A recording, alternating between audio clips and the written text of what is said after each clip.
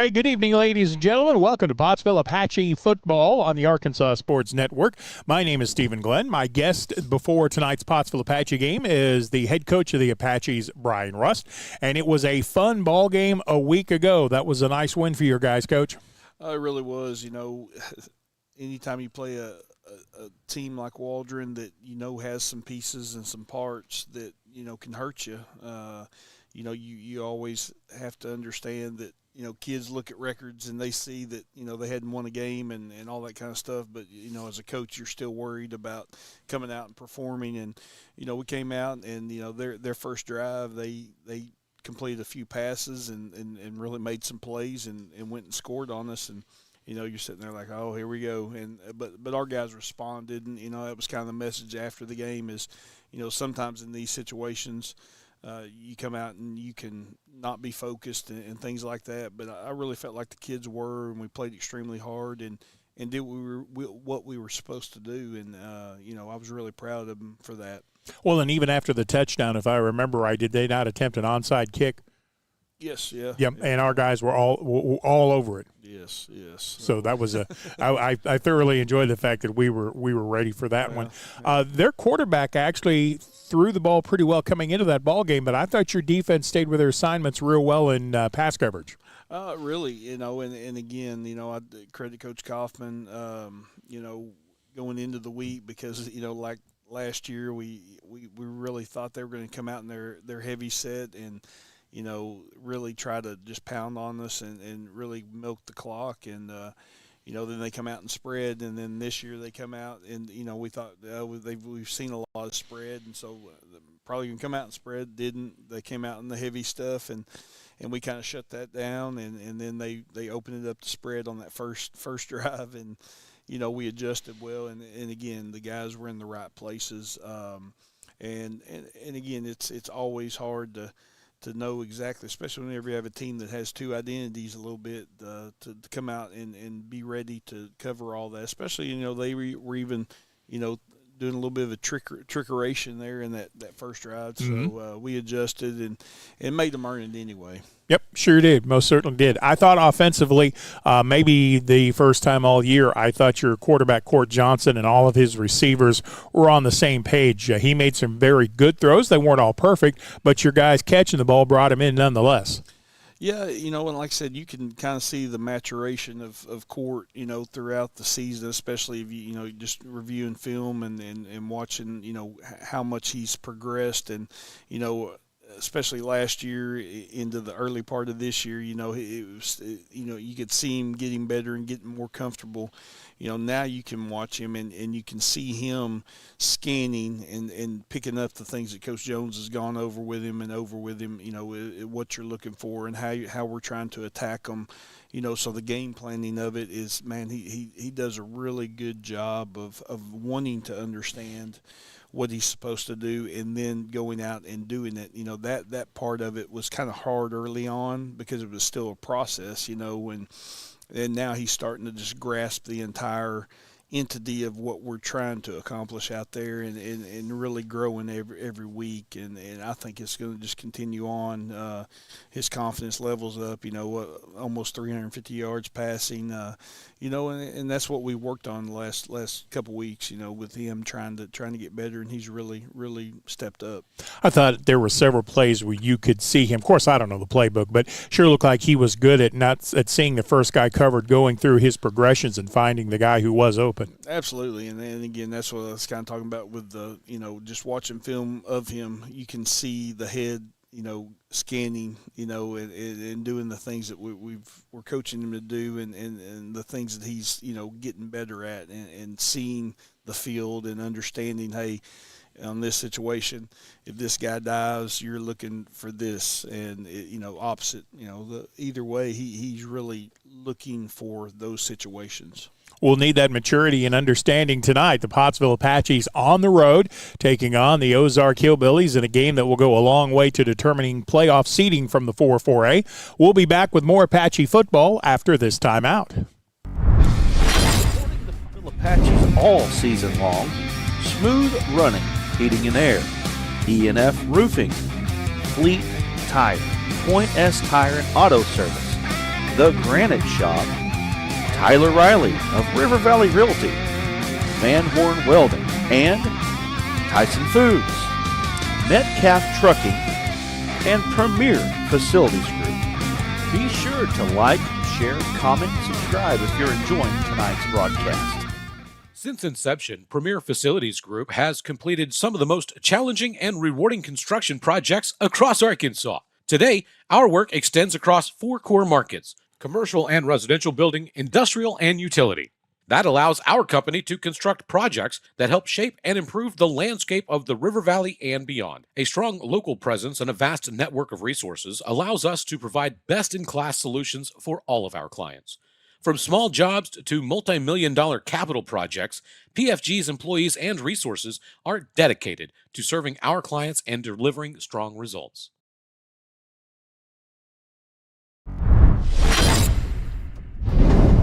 Welcome back to the Pottsville Apache pregame show. Tonight, the Apaches on the road taking on the Ozark Hillbillies. Brother Jim Huffman will be joining us, but just a little bit later. I'm Stephen Glenn with Coach Brian Rust. And Coach Rust, the Ozark Hillbillies, they are always big, and they always have at least one guy that can really run, right? Oh, always, forever and ever. And this team is no different. No, they're not.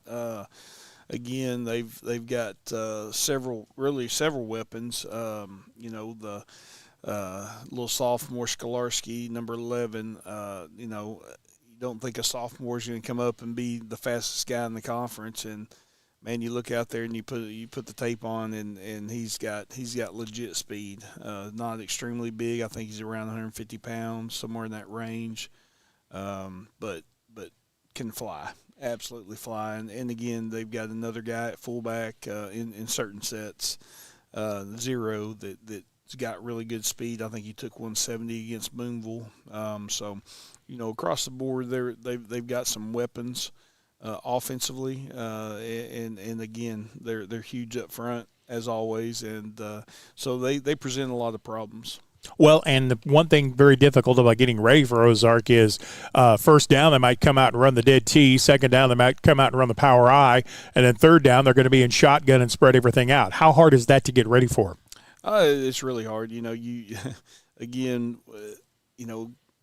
Whenever you're setting up a practice plan and trying to figure out, okay, so you have to identify, okay, what they've been in the most, and that's multiple things, I think I can't even remember how many different formations we've seen from them. But at the same time, that it kind of, when you look at tape, sometimes they don't know exactly what they're doing at the, so that kind of helps you, but at the same time, it hurts you if you over adjust. They like to run unbalanced sets where they'll move the tackle over and try to gain an advantage. They'll move, they'll be in the T set and they'll move the T over an extra set just to get the extra, so if you over adjust, then they can run counter back and they're going to run power if you don't adjust correctly. And so again, it's a big thing, especially for our linebackers and our secondary of adjusting and getting guys in the right spots.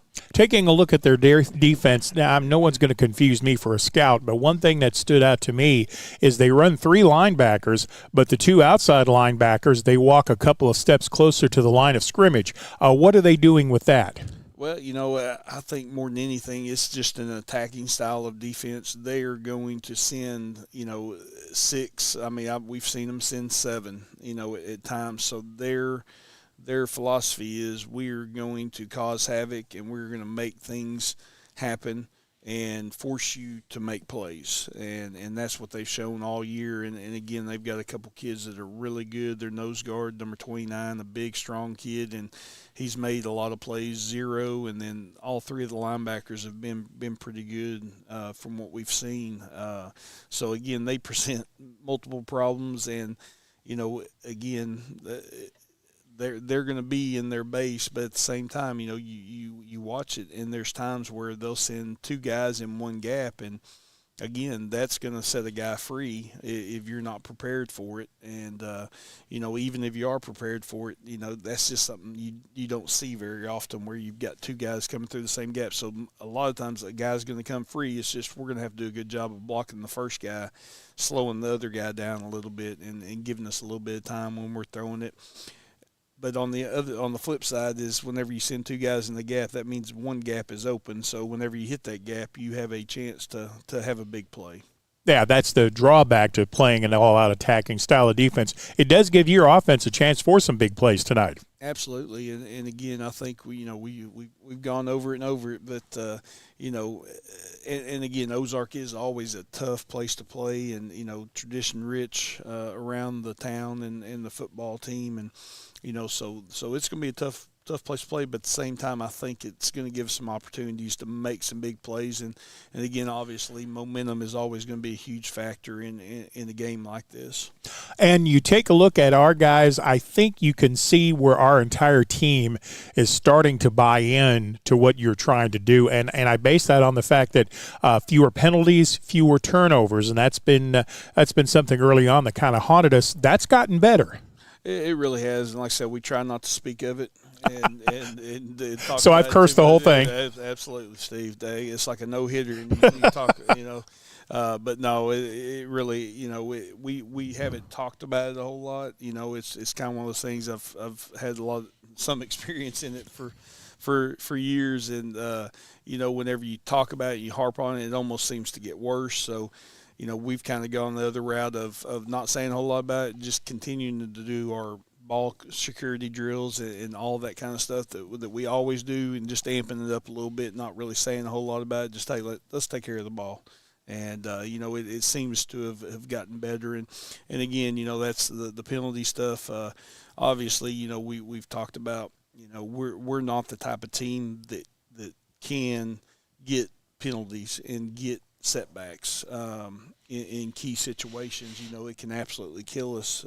So we've got to make sure we play a clean game, and the less mistakes, the better it's going to be. And one thing you can't help but notice about Ozark, do they ever kick off the ball and kick it deep? Well, they have shown that, but pretty much they've shown they're going to onside it. I think against Clinton that one kick, onside kick, he kind of caught us by surprise a little bit, but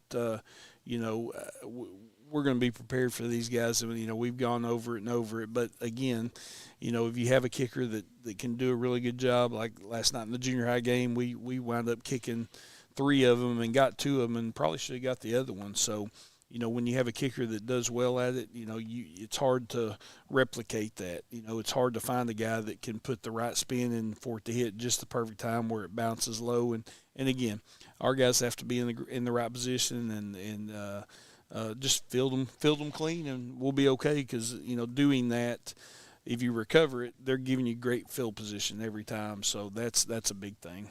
Speaking of the junior high, a nice win last night for your junior Apaches. It was, it was a really, really, really good battle. Fun game to watch. 0-0 at half. Both teams kind of just battling back and forth. We come out second half and hit them right off the gate. They tried the onside. We recover it, and we hit them real quick on a quick throw and catch, and scored, and then we kind of battled back and forth, and we drive it down again, and we kick a field goal, about a 40-yard field goal from a ninth grader. It's pretty impressive, Justin Molina, and great deal there. We were up 10-0, and they got the ball back and went and scored, and then we had defensively had to hold them on the 4th and about 8, and got a big sack there in the end to secure the victory 10-8. Give me a key tonight for the Apaches on the road to come home with a winner. I think the biggest key is showing up and being ready to go. I think if we've got energy, I'm going to feel good about it. All right, Coach, thank you. Appreciate it. I'm Stephen Glenn. Tonight, football, Pottsville Apaches on the road against the Ozark Hillbillies. We'll come back to Ozark with more on the pregame show after this timeout. During the Great Depression, everything came easy. But with just 5 cents, an old truck, and a load of hay, John Tyson and his family found a way to deliver quality chicken to other hardworking people. Today, Tyson continues to find new ways to help put a chicken in every pot.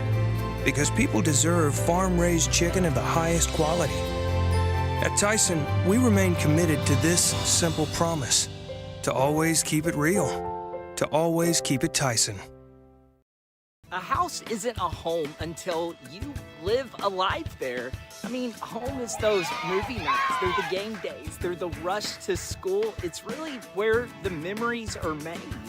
And I have spent my entire adult life right here in the River Valley because I believe that this is the greatest area in the greatest state, and I'm blessed to help families put roots down here. I'm Tyler Riley with River Valley Realty, and whether you're buying or selling, let's do it together, and let's go Apaches.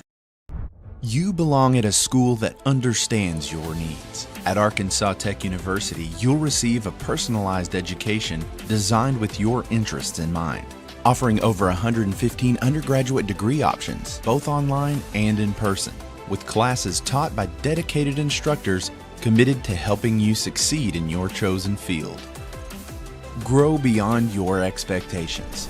Apply today and discover why you belong at ATU.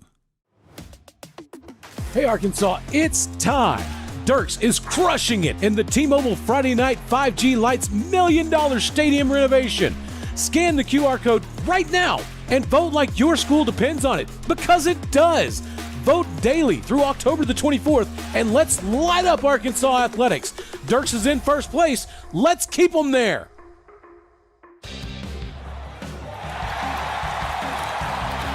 The Arkansas Sports Network Basketball Classic tips off January 3rd in Clinton. Some of the state's best teams. One unforgettable day of hoops. Don't wait. Secure your seats now before they're gone. Get your tickets for the ASN Basketball Classic at facebook.com/ARSportsNetHS and ARSportsNet. Or you can click the QR code at the bottom of the screen. At Van Horn Welding, every project starts with hard work and pride in what we build. Our licensed team combines experience and teamwork to bring strong ideas to life. From big jobs to small details, we put care into every weld, every cut, every connection. Because we're more than a company. We're a family right here in Arkansas, serving our neighbors with skill, honesty, and commitment. Van Horn Welding, building strength, building community. Supporting the Pottsville Apaches all season long, Smooth Running, Heating and Air, E&F Roofing, Fleet Tire, Point S Tire and Auto Service, The Granite Shop, Tyler Riley of River Valley Realty, Van Horn Welding, and Tyson Foods, Metcalf Trucking, and Premier Facilities Group. Be sure to like, share, comment, subscribe if you're enjoying tonight's broadcast. Well, hello again, sports fans, and welcome to the Arkansas Sports Network's Game of the Week.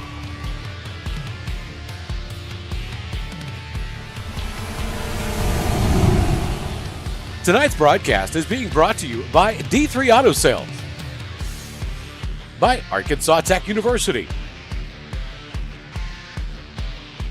by Tyson Foods, by Premier Facilities Group, and by Metcalf Trucking Company. Here we go, Arkansas. Are you ready? Tonight, the Pottsville Apaches are 4-2 and on the warpath. The Ozark Hillbillies 5-1 aim to keep the Apaches off their lawn. It's Pottsville and Ozark streaming live on the Arkansas Sports Network. Buckle that chin strap, folks. It's time for kickoff.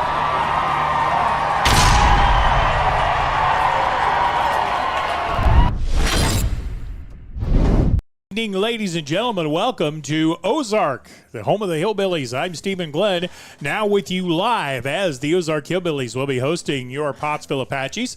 The Apaches have already taken the field. Gavin Surratt bringing the colors out in front of the team as they have taken the field. We're waiting for the Hillbillies as they kneel for a final prayer in one of the end zones. We welcome back to our microphones this evening Brother Jim Huffman. Brother Jim, great to have you back. Well, it's good to be back, Steve. The last 2 weeks, I've really missed miss being here on Friday nights, but had some pastoral obligations, a couple of weddings I had to officiate, so those kind of take priority. But, man, I love being in the box on Friday night with the Arkansas Sports Network crew, and it's always good to be here.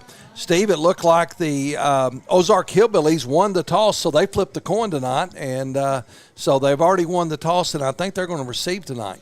Kind of expected which either team won the toss to try to get on the field first. One of the things that Coach Russ stressed even after our pregame show was both teams really need to try to get off to a fast start if they can, and that will be what goes a long way to determining how this thing will go this evening. Let me give you a couple of names you're going to hear me say a whole lot. John Skolarski is the running back from the Hillbillies. The young man is just a sophomore, but he will be probably the fastest man on the field for either team. Cade Cap is their quarterback, although they will at times line Skolarski up as quarterback as well. He can throw the football. In fact, in their warm-up line drills, I don't know if you noticed or not, but he was throwing to the second team. So don't always assume if he's in the lineup that he is there just to run the ball. Well, Steve, number 11 is going to be, his number will be called a lot tonight. But we're hoping on the Pottsville Apache side, we're hoping our number 11, Court Johnson, who's the quarterback for the Apaches, we're hoping that he can come out, have a big game tonight. You had shared something with me pregame as we were driving up together that there were some teams that had some success against this Ozark defense by running a quarterback draw. So hopefully that will happen. Yep. And there is young Mr. Surratt carrying the flag out as the team actually takes the field now. That, by the way, honor goes from one player to another. The team votes on who gets that honor. It's who the team felt like did the best job on the scout team, and it is an honor to lead the team onto the field. And then Coach Andy Chapa will handle the task of folding the flag correctly. And he sent me a text last week to explain what each of the folds in the flag mean, and that was new to me. I did not know that each one had a meaning. Yeah, 13 folds, I believe, Steve, if I'm not mistaken. Yeah, 13 folds. And each one of them has a meaning. Absolutely. The Apaches will kick off from right to left. We apologize, first of all, as we get started for a complete lack of crowd noise. That's just kind of the facility here. We don't really have any way to pick up any of the ambient noise. So I guess we'll have to cheer a lot. Well, Steve, we will, but we're in an enclosed box, the AC on, fried chicken next door. Football in front of us. It's going to be a good Friday night. Yeah. I think we can handle this.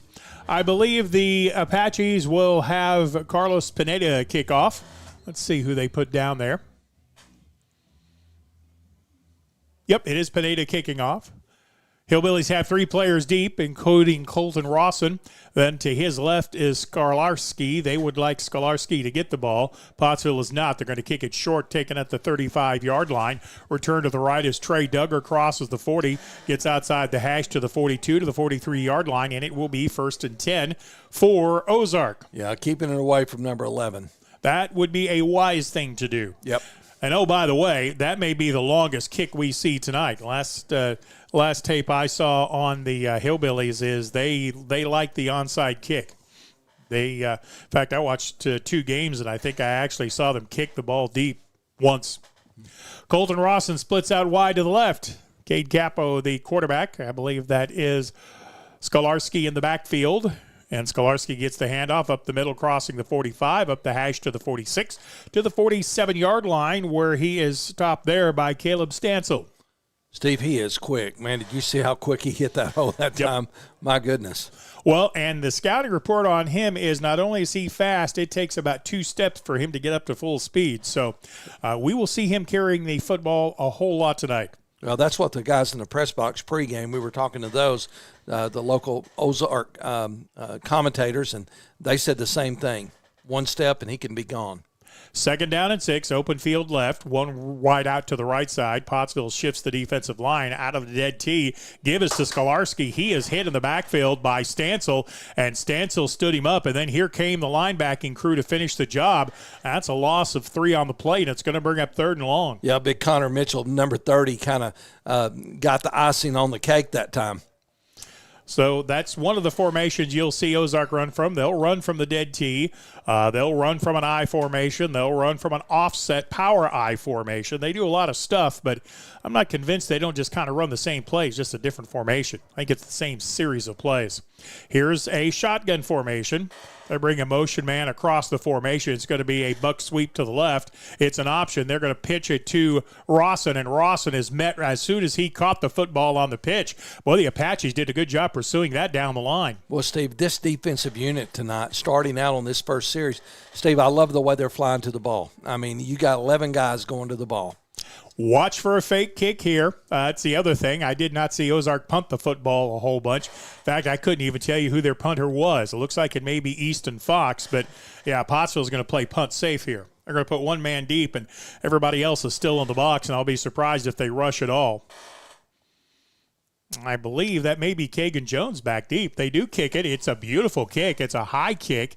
It's going to hit at the 20, take an Apache bounce to the 25, and the Hillbillies are going to down it there just short of the 25. So the Apache defense holds on downs with some impressive pursuit.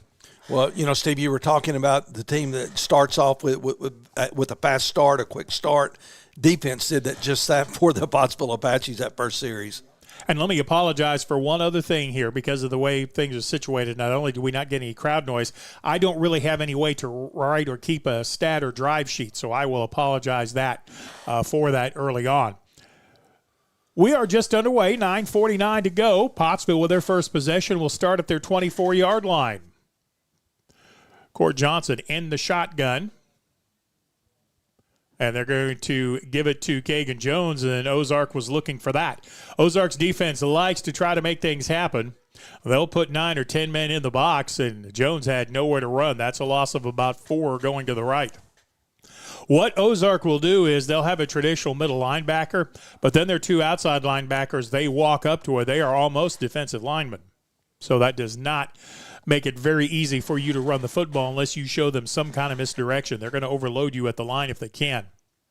In fact, right now they have 8 men in the box. Now they walk one other out of there. It is 2nd down and 14 for the Apaches. Low snap, and Pottsville, I think, falls on the football. That's the one thing the Apaches cannot afford to do. Cannot go backwards. Yeah, I think that was just a bad exchange there from the center that time, just a bad snap. Loss is going to be all the way back to, where are they going to put that, about the 18-yard line? I think so, Steve. Where we're at in this press box, Steve, I can barely see the ball. 3rd and 19. Yeah, I think they have a tint on these windows that makes it a little tough to see at night. Probably pretty good during the day, but it makes it a little bit difficult on these old eyes. Trips to the left side, one wide out to the right on 3rd and 19 from their own 16-yard line is the spot. Johnson takes the snap. Quick hitting pass to the right side is complete. Up the right sideline across the 20. Move at the 30-yard line. Pottsville's got a first down and then some at midfield at the 40, the 30. Here comes Skolarski to make the stop. He has that kind of speed, but that is a big, big pickup for the Apaches. Short throw and catch and then run it a long way. Yeah, that was Kagan Jones, Steve. Actually, I think that was Noah Metcalf. Was it? Yep, I believe that was number 8, Noah Metcalf, on the long completion. Well, it's number 4. I don't want to correct you, but it's number 4 that he just turned. Okay. Yeah. All right, then we'll give it to Kagan Jones. From the 7-yard line, 1st and goal to go. Big pickup by the Apaches on 3rd and 19. They move the ball into Ozark territory. Court Johnson out of the pistol formation, gives to the left side, inside the 7 to the 6-yard line. Tough going there on the inside. The ball carrier that time for the Apaches was Caleb Stansel. Well, Steve, we saw the speed, though, of number 11. Yeah. My goodness. Kagan had a long head start on him, and Skolarski ran him down.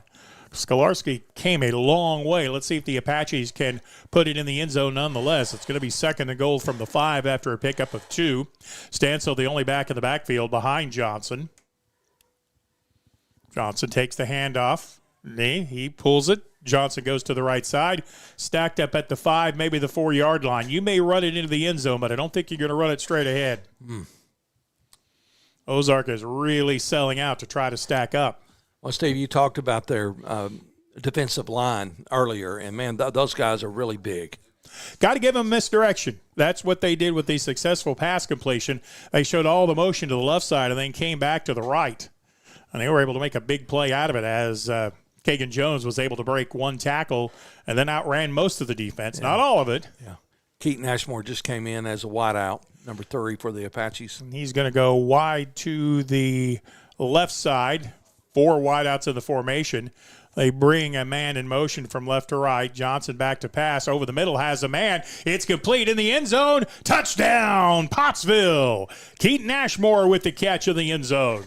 I'm glad you saw him come into the game. Yeah. I'm glad Court Johnson saw him come into the game. Yep. He single coverage all over the field. He gave his man a look to the outside, cut back over the middle, and Johnson hit him in stride. Boy, he did. Boy, that was a great throwing catch. All right, so Mateo in to attempt the point after. We'll see how this goes. It has been hit or miss for the Apaches. The snap is low. Pottsville gets it down. Mateo is going to have it stuffed, and the point after conversion fails. With 6:23 left to go, quarter number 1, Pottsville 6, Ozark nothing. We're back in 30 seconds. Group has completed some of the most challenging and rewarding construction projects across Arkansas. Today, our work extends across 4 core markets: commercial and residential building, industrial, and utility. That allows our company to construct projects that help shape and improve the landscape of the River Valley and beyond. A strong local presence and a vast network of resources allows us to provide best-in-class solutions for all of our clients. From small jobs to multi-million-dollar capital projects, PFG's employees and resources are dedicated to serving our clients and delivering strong results. Touchdown pass from Court Johnson into the end zone for Keaton Ashmore from about 5 yards out. That after a big pickup on third down. And the Apaches have taken a 6-0 lead. The Apaches' struggle on PATs continue. Apaches will be kicking it off. Carlos Pineda will handle the kicking chores. Not the kicker's fault that time. That's a bad snap. Not a lot they could do about that. We'll see if they kick it deep here. Pottsville almost jumped off sides. Now they run up.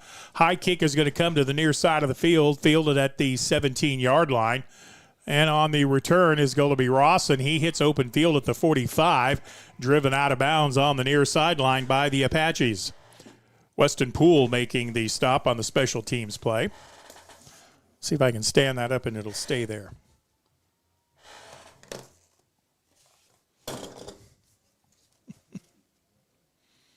So it'll be second possession of the ball game for the Hillbillies. Well, we need another stop, Steve, another 3 and out. Yeah, the defense was very impressive last time.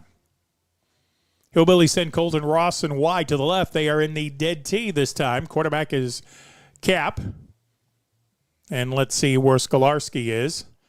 Cap will give it to the opposite side to Fox. He makes a couple of men miss, and he's going to take it to the house. 50-yard touchdown run that time, and Lightning strikes twice in the last minute. Just that quick. Yep, just that quick. Good job of blocking on the interior line by the Ozark Hillbillies. They will tie the game at 6, and we'll see if they send a kicker out or if they go for 2. They do like to go for 2. Came in as a wideout. 3 for the replay. 6-6 is the tie ball game. Yeah, I believe Ozark is going to go for 2 here. 6:05 to go in the first quarter. And I cannot tell you, the play clock is down to 15. I have to kind of look around here and pick it up. Now the Hillbillies are going to go for it out of the tee. Yeah, they're going to set up in the dead tee. Man in the middle is Skolarski. Quarterback is Cap under center. They're going to give it to the man coming from the right side. That's a 2-point conversion. That is good. That was Easton Fox that got into the end zone for the 2-point conversion. So with 6:05 to go in the first quarter, your new score, the Hillbillies 8, Pottsville 6. We're back in 30 seconds. During the Great Depression, nothing came easy. But with just 5 cents, an old truck, and a load of hay, John Tyson and his family found a way to deliver quality chicken to other hardworking people. Today, Tyson continues to find new ways to help put a chicken in every pot. Because people deserve farm-raised chicken of the highest quality. At Tyson, we remain committed to this simple promise: to always keep it real, to always keep it Tyson. So it's been a big play strike type of game so far in the first quarter. Pottsville with a long pass completion to get to the 5 and then able to power it in Ozark on a first down, they go straight up the middle from the 50 and run it in from there. It's 8-6 Hillbillies. Now, theoretically, Rawson is going to kick this ball off. Pottsville does have 2 players back, but here comes the onside kick we expected. Nice job of fielding it by Noah Metcalf. Boy, Steve, he did. Boy, man, he got up there high that time, got the ball, and went down quick. Nice throw and catch by Court Johnson to Kagan to get the ball into the end zone. Kagan Jones actually caught the ball after a pickup of about 5, but he made a couple of Hillbillies miss him, and then it was a foot race down the sideline. Unfortunately, he was racing one of the fastest guys in the 40-yard dash or the 100-yard dash in 4A. Yeah. But still, he got to where Pottsville could pound it into the end zone. Hillbillies, after going 3 and out their first possession, they go 1 and out on a touchdown. We have an 8-6 ball game with 6:05 to go in the quarter. Pottsville will run from a offset I formation, 2 backs in the backfield. Court Johnson will give it off to the right side across the 47 to the 48, close to the 49-yard line. Hard running that time by Caleb Stansel for the Apaches. Yeah, there's not a whole lot of room to run in that amongst that defensive line for the Ozark Hillbillies. Yeah, that is a very big and very strong defensive line on the inside. That was Landon Cooper. Yeah, big number 70, Cooper. Yeah, he's probably a little tough to move him. Cooper Scooper, man, he scooped up that ball carrier that time and just didn't give him any yards. Nope, gain is a yard. Knows that the football just short of Pottsville's 49. Apaches are going to send 2 wideouts to the left, 1 wideout to the right. Court Johnson in the gun with 1 back behind him. Ozark shows blitz. Johnson's going to throw it up the right side. Has a man. Did he catch it at the 20-yard line? It is complete. Yeah, that's number 8 that time, Steve. That time we got Metcalf. You bet. Noah Metcalf on a go route. Court Johnson saw the blitz coming, threw it up there. His man ran under it. And again, the Apaches have flipped the field with a long throw. Let's see where they're actually going to mark him down. Looks like at the 20-yard line. So it'll be 1st and 10 for the Apaches now on the Hillbilly side of the field. Well, that's the risk-reward of the Ozark defense. They try to make things happen, and if they can't, you can hit them for some big plays. Keaton Ashmore goes wide to the right. Metcalf wide left. Offset I formation. From the right hash, the motion comes left. Johnson with a nice read. Turned it inside. Took it inside the 20 to the 18 or the 17-yard line before Caden Rawson could make the stop. Very effective running play that time for the Apaches. Looks like going to put it at the 7-yard line. Pickup of 3, 2nd and 7. 8-6 Ozark with the lead. I kind of have a suspicion both teams are going to go for 2 on touchdowns the rest of the night. Trips left, 2 wideouts to the right. Balanced line, there is no tight end. This needs to come out quick. Ozark shows blitz. In fact, this is that quarterback draw that Charleston did so well. Johnson got inside the 15, spun down at the 14-yard line. Nice pickup there, but it's going to bring up 3rd down at about 5. Yeah, I thought he was going to break that, Steve, but it's hard to get around, man. That defense, they know how to tackle. Yep. Yeah, they're very fundamentally sound when it comes to tackling. And again, once they get set in one spot, it's really hard to move them. Coach Russ talked about Levi Hitcher, their nose guard. He is right in the middle and a tough player on the line. 3rd and 5 for the Apaches. Johnson's going to run it again. He gets down to the 10, spins inside to the 9-yard line, and that is going to be good enough for an Apache 1st and 10. There's that quarterback draw again. Boy, those are tough yards, too. You want to protect your quarterback, and, man, he took a beating on that run. Yep, that Ozark defense, when they do arrive at the ball carrier, they show up in a bad mood, don't they? Yeah, they do. 3:15 left to go in what has been a very entertaining first quarter. Ozark on a 2-point conversion leads this game 8-6. The Apaches have it 1st and goal at the 9.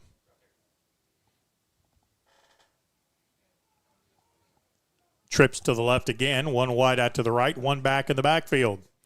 Ozark has everyone on the line of scrimmage. Caleb Stansel comes in motion. Johnson's going to take it to the right again, and he is going to be hit in the backfield. I think maybe Ozark has seen that play once too often. Yep. They had absolutely everybody on the line of scrimmage. That's what they were expecting.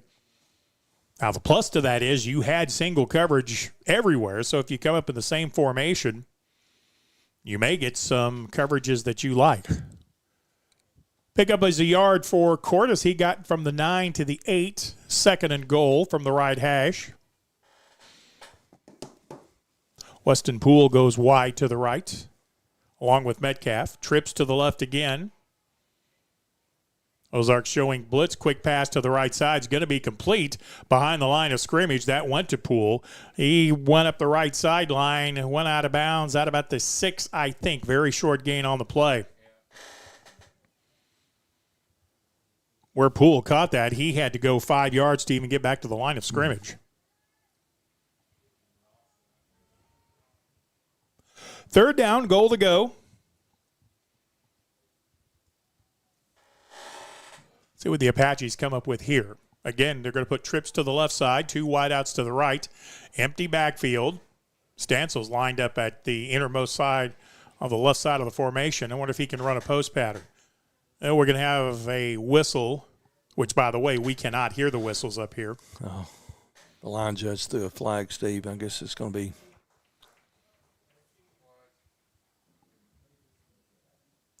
Well, the penalty was called for a false start. Yeah. I don't know that we ever came set. Someone must have jumped over the line of scrimmage, maybe? I do not know. It's going to back it up 5 yards, make the job of the Hillbilly defense a little bit easier. It's 3rd and goal to go from now the 13-yard line. Again, trips left, 2 wideouts to the right. Johnson's going to face a blitz right up the middle. Here it comes. Court throws it to the right side. It's going to be intercepted by the Hillbillies. At the 15, the 20, the return is by Rawson across the 40 to midfield, and Rawson's going to be driven out of bounds at the Apache 40-yard line. That throw was behind the intended receiver, and Rawson got there just in time to pick it off. Yeah, Kai Mahan saved the touchdown on that tackle for the Apaches, but my goodness. Well, the blitz was coming. That's what Ozark tries to make you do. They try to put you in an uncomfortable position, and that throw was there. It was just behind the intended receiver. Now, there was a lot of contact on the play, but both the defender and the receiver have the right to the football, and the Ozark defender got there first. Tough spot to put the Apache defense in. They trail this game 8-6 with 1:49 to go. Short field, and here's the power I formation. First time we've seen this tonight. Short side right, open side left. Quarterback Capo moves the 2 running backs back. They get set, and they're going to give it to Skolarski. Gets inside the 35, spins up the right hash to the 32 to the 31-yard line before the tackle is made by Penn Helton. But Skolarski gets where he's going in a hurry, doesn't he? Well, Steve, he does. He is so quick through that hole. And it does not have to be a very big hole either. No, it don't. 2nd down and 2, I'm going to say, maybe 3, close to 3. Ball is at the 32. Going to call it 2nd and 2 because the yard marker is at the 30. Again, power I formation. This time they split Rawson out to the left. And again, the running backs shift from right to left. They're going to give it to Skolarski again. And Skolarski hit at the 30, spins through one tackler, gets down to the 28-yard line. That was Connor Mitchell making the stop, but that's going to be a Hillbilly first down. They're going to spot the ball at the 29-yard line. Yeah, they're just running power out football right now, Steve. Mm-hmm. You don't see this a lot anymore. Well, you don't. You know, that's what we ran back in 45 years ago. So, yeah. Now everybody spreads it out and throws it everywhere. Yeah, they do. Except Ozark. Of course, Pottsville's had some success tonight throwing the football. Out of the dead tee, now they're going to shift to the right, which is normal. They're going to give it to Skolarski. The 2 backs in the backfield are going to try to lead him around the corner, but the Apaches did a good job defending that. I believe that was Caleb Stansfield who got there. It was number 25. Not only did he string that play out, he made the stop after a pickup of 2, 2nd and 8. Hillbillies may not get this play off as we have 10 seconds left to go in the quarter. We'll start quarter number 2 in Ozark. It has been an entertaining first quarter of play. The Hillbillies lead the Apaches by a score of 8-6. We're back after this 1-minute timeout. During the Great Depression, Supporting the Pottsville nothing came Apaches easy. all But with season just long. 5 cents, an Smooth old truck and a running, load of hay, heating and air. John Tyson and his E&F family Roofing. found a way to Fleet deliver quality Tire. chicken to other Point S hardworking Tire and people. Auto Service. Today, The Tyson Granite continues Shop. to find new ways Tyler to help Riley the of chicken River in Valley their Realty. pot. Because people Van deserve Horn Welding farm-raised and chicken about. Tyson Foods. Metcalf Trucking and Premier Facilities Group. Be sure to like, share, comment, subscribe if you're enjoying tonight's broadcast. A house isn't a home until you live a life there. I mean, home is those movie nights, they're the game days, they're the rush to school. It's really where the memories are made. And I have spent my entire adult life right here in the River Valley because I believe that this is the greatest area in the greatest state, and I'm blessed to help families put roots down here. I'm Tyler Riley with River Valley Realty, and whether you're buying or selling, let's do it together, and let's go Apaches. This game has all kinds of playoff significance from the 4A conference. Both teams would like to try to stay alive for a possible second or third place finish, although the third place finisher from the 4A in the state postseason bracket will still have to go on the road. That'll be one of those 3-seed versus 3-seed games, and this year our conference does not host that. So it would behoove either one of these teams, if they'd like to sneak into that second spot, to continue their winning ways. Ozark has only dropped one game on the year. They lost to Charleston, and we know how good they are. Ozark undefeated in conference play to start the second quarter. They lead at 8-6 on 2nd and 8. Here comes the dead tee. Quarterback Cap is going to be the lead blocker, and it was Fox trying to turn the corner, and he got drugged down by Kai Mahan. May have picked up a yard on the play, but Mahan kept that from being anything more significant, and it's going to bring up 3rd down and 6. Yeah, that's the second big tackle tonight for Kai coming in from that safety position, Steve. He saved a touchdown a few minutes ago, and that was a touchdown-saving tackle as well. Well, and if you can keep Ozark out of the end zone here, that touchdown-saving tackle on the interception, well, that becomes even more important, doesn't it? It does, absolutely. That's why you always hustle. You never know. Ozark's going to empty the backfield except for guess who? John Skolarski. Quarterback Cap in the backfield. It's going to be 3rd and 6. Cap's going to keep it. He's going to run into interference from the defense at the 21-yard line. He's going to push the pile down close to the 20, but it's going to be 4th down. For the Apaches, I want to say Connor Mitchell was there, as was Penn Helton, and it's going to be 4th down and a full yard. We'll need to stop here. They've got to get the ball inside the 20, but not to the 19. So it's 4th down and about 2 feet, 8 inches.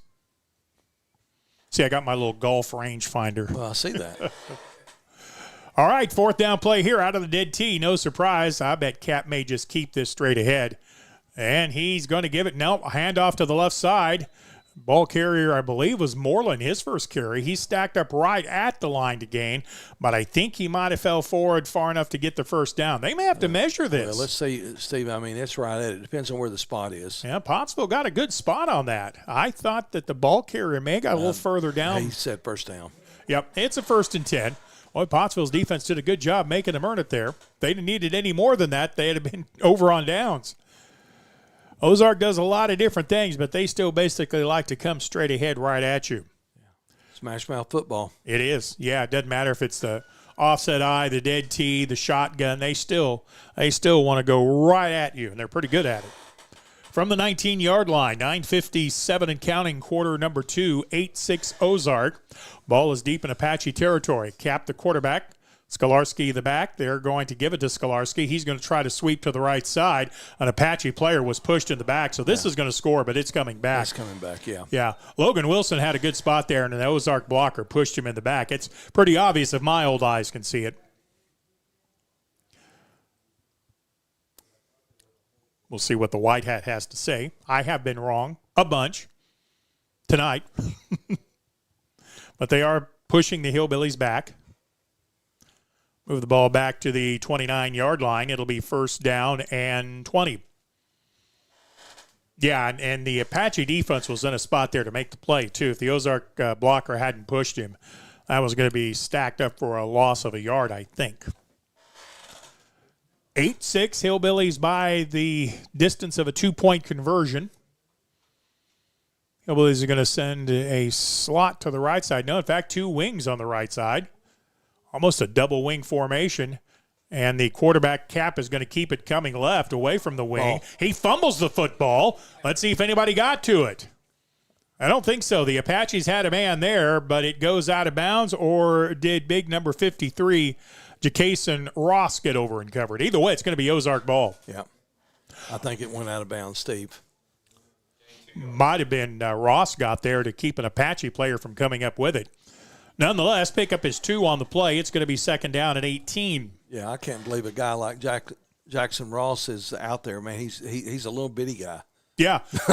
I don't know how big he is, but he's a big boy. Yes, he is. Yeah, I don't think I'd want to arm wrestle him. Single back in the backfield out of the gun. They motion Skolarski right to left. Now they reverse him, and they're going to give it to him on the sweep. He's going to turn the corner now, pitch it in pitch relation. They get the ball to Fox, but the Apaches cover that very well. Very short gain on that play as the Apaches played both the man carrying the ball and the pitch man, and will stop that for only a gain of a yard, if that.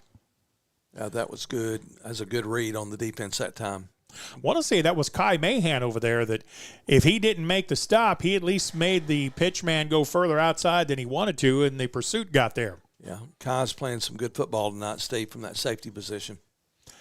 Third down and 15 from the 25-yard line. I'm mildly surprised we haven't gotten a steady diet of Skolarski on this possession. Wing to the left side. Now, the last time they did this, they ran away from it. Skolarski, the back in the backfield. They're going to give it to him to try to turn the corner. Mahan had him, let him get past, and he's going to have first down yardage as he cuts it back inside. Finally going to be tackled at the 7-yard line, but that's the quickness. Wow. Even he's carrying the ball, he still picks up 13 yards or more. Almost like Johnny Manziel. Yep. They're going to spot him down at the 8-yard line. You just can't get a handle on him. Nope. No. I mean, Mahan did the best he could getting out there, but he didn't have anybody coming in pursuit. Mahan did the right thing. He got outside leverage, forced him back inside, but there was no pursuit. The Ozark blockers had cut it all down. Hillbillies convert on 3rd and long. Now they have 1st and goal from the 8 out of the I formation. Cap, the quarterback's going to give it to the fullback. He's going to get inside the 5 to the 4-yard line. Not exactly sure who they line up in the fullback spot out of this. Connor Mitchell there with the stop.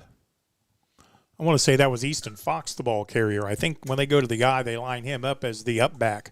Yeah, I believe it was. I believe it was big number 0. Caden Rossman into the ball game. 2nd down and goal to go from the 5. Ozark already has an 8-6 lead. We have 6:56 to go in quarter number 2. Very briskly played ball game. Ozark goes to the power I. They generally put Skolarski in the middle of this at the fullback spot, and we have a whistle and a timeout called by the Apaches. 6:41 to go in the second quarter. Ozark 8, Pottsville 6, back in 30 seconds.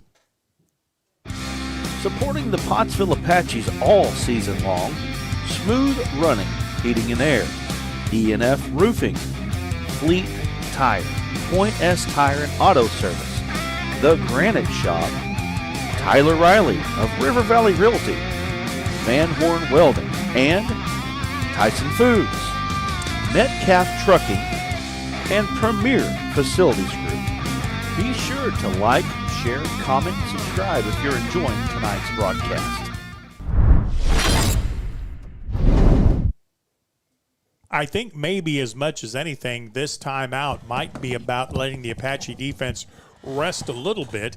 They've been on the field a whole bunch in this first half. They trail at 8-6. It's going to be 2nd and goal from the 5. 6:41 remain in the first half. I'm going to be a little surprised if Skolarski doesn't get the ball here, although they do like Cade Cap going straight ahead. They've got some good blocking up front no matter. Well, also that Easton Fox, big number 0, Steve. He's got a few carries tonight. Yes, he has. It's been a game of big plays. Long touchdown or long runs, long catches, And a long return on an interception. That's what set up this drive. Second down, goal to go. The ball just inside the 5-yard line, yet short of the 4. Skolarski in the middle. This time on the left side, it's Rawson. And they're going to give it, they're going to whistle the play dead.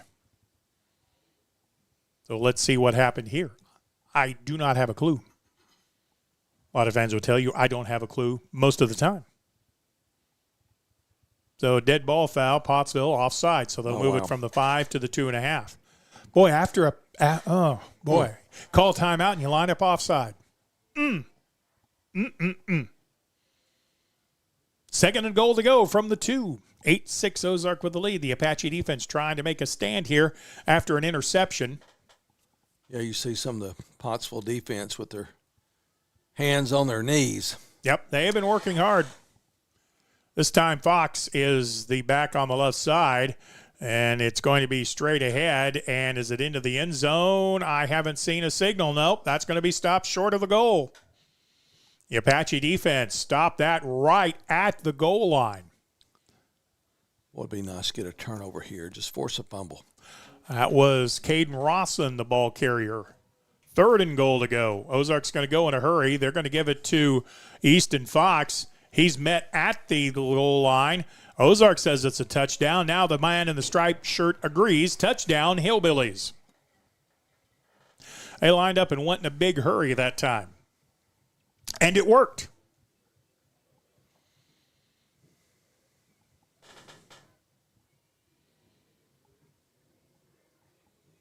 We're going to see if, Ozark's going to run this swinging gate play. They do this, and they like to go for 2. They like to throw it across the field, try to get over to Fox, who has about 6 guys in front of him to block if you don't play it correctly. The lineup is the swinging gate play. Now they're going to shift back into a kick formation. If the Apaches had lined up wrong, I think they were going to run that swinging gate, but now they are going to let Moreland attempt the point after. Snap is high. They're going to run a trick play. I think that was intentional. It's going to be a race to the corner, and they're going to get the 2-point conversion. May have got away with a hold as they turn the corner, but the official was a lot closer than I was, and the 2-point conversion works. I think that was a planned play all along. 5:47 left to go. We are in the second quarter. Hillbillies lead at 16. Arkansas State University has been ways to go to college beyond free and help cover the cost of your education. While other universities may claim a debt-free option via a special scholarship, ATU doesn't need a special scholarship to cover tuition and mandatory fees because we're already one of the most affordable universities in the state. Instead, ATU offers 5 pathways for graduating high school seniors to cover the cost of attending classes. And one of these 5 pathways could pay for you. Apply today at atu.edu/beyondfree. Cade Rawson will line up to attempt the onside kickoff for the Hillbillies. I think you called it, Steve. 16-6, Ozark leads this game. Pottsville has 10 men lined up within 10 yards of the ball. And there's an onside kick. This is going to be fielded by Kai Mahan at the Apache 49. The plus to this is if you can field that onside kick, you have excellent field position. So far, we did a great job tonight. Kai Mahan, once again, we've called his name and number a lot tonight, and that was a good job on special teams by number 2, Kai Mahan. Big difference in this ball game right now is the interception by the Hillbilly defense in their own end zone as the Apaches were trying to punch it in. They came on an all-out blitz. We used to call that a dog or a red dog where everybody is coming, and they forced the turnover. So the Apaches will send 2 wideouts to the right side of the formation, 3 wideouts to the left. Cord Johnson's the quarterback. We've been going out of this no running back formation now for about the last half dozen plays. They're going to send Metcalf in motion from right to left. Johnson back to pass. Here comes the blitz. Screen pass is going to be complete to Ashmore. Up the right sideline to the 30, to the 20, and he's going to step out of bounds at the 15-yard line. Steve, we got a flag at the 30 or at the 45-yard line. They're going to say it's a holding. It's either going to be a hold or an illegal man downfield. You see that a lot of screen passes. Yeah. And Skolarski tracked down the Apache receiver. Probably not going to matter because they're going to mark off a penalty on Pottsville from the 45. And it's going to be a hold. So the net result of this is the Apaches are going to lose 4 yards in field position. It'll be first down again. That was the right call. If you can make that screen pass, if you can complete it with that all-out blitz coming, you can make a big play out of it. Yeah, you just can't grab the other guy's jersey and hang on to him. That's right. Boy, mistakes hurting Pottsville again tonight. Big penalty there, pass interception. Still, they only trail 16-6. Sweep coming. Metcalf's going to turn the corner. He's going to be at the 40-yard line. Grab from behind. Was that not a horse collar? You would think they would call it. Tackle at the 35-yard line. I think that's going to be a first down. That's the first time we've seen that reverse, and it was very good. I'm spot him down at the 35-yard line. That's an Apache 1st and 10. 5:27 to go in the second quarter. Yeah, good run that time by number 8, Noah Metcalf. Kind of feel like this is a must-score possession for the Apaches, too. Again, we're staying in the same formation, 3 over 2. Quarterback Johnson by himself in the backfield. They show blitz. This time they bounce out of it. They saw the run coming. Court Johnson is met in the backfield by Caden Rawson. That's going to lose 2 or 3 yards on the play. This time they did not blitz. They stayed home and played the run, and they stopped the Apaches for a loss of a yard. So you don't always know for sure that blitz is coming. It didn't that time. They disguise it well. Yep, they do. It's going to be second down and about 11. Not quite 11, pretty close. Loss of about a yard. Again, the 3-by-2 formation with nobody in the backfield. At the Hillbilly 36-yard line, Johnson takes the snap, looks right, now back to the left, over the middle, has a man. It's going to be complete at the 11-yard line. That was Kai Mahan, I think, with a big catch. Penalty flag in on the play. Yeah, but I think it's going to be pass interference. Maybe pass interference, yeah. I think it is. No, check that back. That was Noah Metcalf making the catch on the post route. Sure was. Noah Metcalf. The big completion. Boy, what a beautiful throw by Court Johnson. Well, that was. Hit him in stride, too. But there was a little grabbing right before the ball got there. Illegal use of the hands was the call. And you wave that off because you'd have marked it off from the spot. You'll take the play just outside the 10-yard line. Big completion from Johnson to Metcalf. Not goal to go. It's 1st and 10. They can get a first down right at the goal line. The 3 over 2 formation. Now motion man is Metcalf. Right to left. Johnson with an option. They're going to pitch it to Metcalf. Fakes inside. Picks up a blocker. Turns the corner. Gets inside the 10 to the 5. Driven out of bounds across the way. Out about the 3-yard line. Wow. Good play by Metcalf to pick up yards on the run. And maybe a better play by the Apaches downfield to not make a block in the back. I don't know who that was that got in the way of an Ozark defender coming to make the tackle, but that's all the Apache defender did was get in the way. And if he'd have hit him, it'd have been a block in the back. Yeah, he had his helmet on the right side as well. Second down and a yard after the pickup of 9. Again, it is not goal to go. The ball is at the 2. 1 yard for the first down, 2 yards for the touchdown. Again, they're going to give it to the motion man on the sweep, turning it into the end zone. Touchdown, Pottsville. Kai Mahan, the ball carrier. And the Apaches take it into the end zone. Been a fun game so far. Boy, it has. Rock 'em, sock 'em. Oh, this is the first time we've seen this 3 over 2 formation this much. And where the Apache running game has come from is by bringing players in motion on reverses. And I would assume the Apaches are going to go for 2 here. This time the 3 of the formation is on the right side. That is the strong side of the formation. 2-point conversion, and Ozark may have jumped offside, but did Pottsville move first? Offside on the Hillbillies, so it'll get half the distance to the goal. Now, Pottsville has not had a lot of success running dead straight ahead because of the quality of the defensive line and the linebackers of the Hillbillies. 16-12, the score now. Play clock is down to 18. The Apaches do not have to be in a hurry. Johnson has the play. That may have changed the play call. I don't know. Keaton Ashmore goes wide to the left. Yeah, it's a different formation. Pistol formation for the Apaches. Thacker, the running back. Thacker's going to get the handoff. He's going to try to get in from the right side. He's still churning, being pushed forward. He's into the end zone. The 2-point conversion is good for the Apaches. Smacker Thacker. Man, I'm telling you what, Tyson did a great job that time, Steve. Tyson Thacker powered it into the end zone, had a little help from behind on the push. And with the 2-point conversion, your new score, Ozark 16, Pottsville 14. We're back after this 30-second timeout. Hey, Arkansas, it's time. Dirks is crushing it in the T-Mobile Friday Night 5G Lights $1 million stadium renovation. Scan the QR code right now and vote like your school depends on it, because it does. Vote daily through October the 24th, and let's light up Arkansas athletics. Dirks is in first place. Let's keep them there.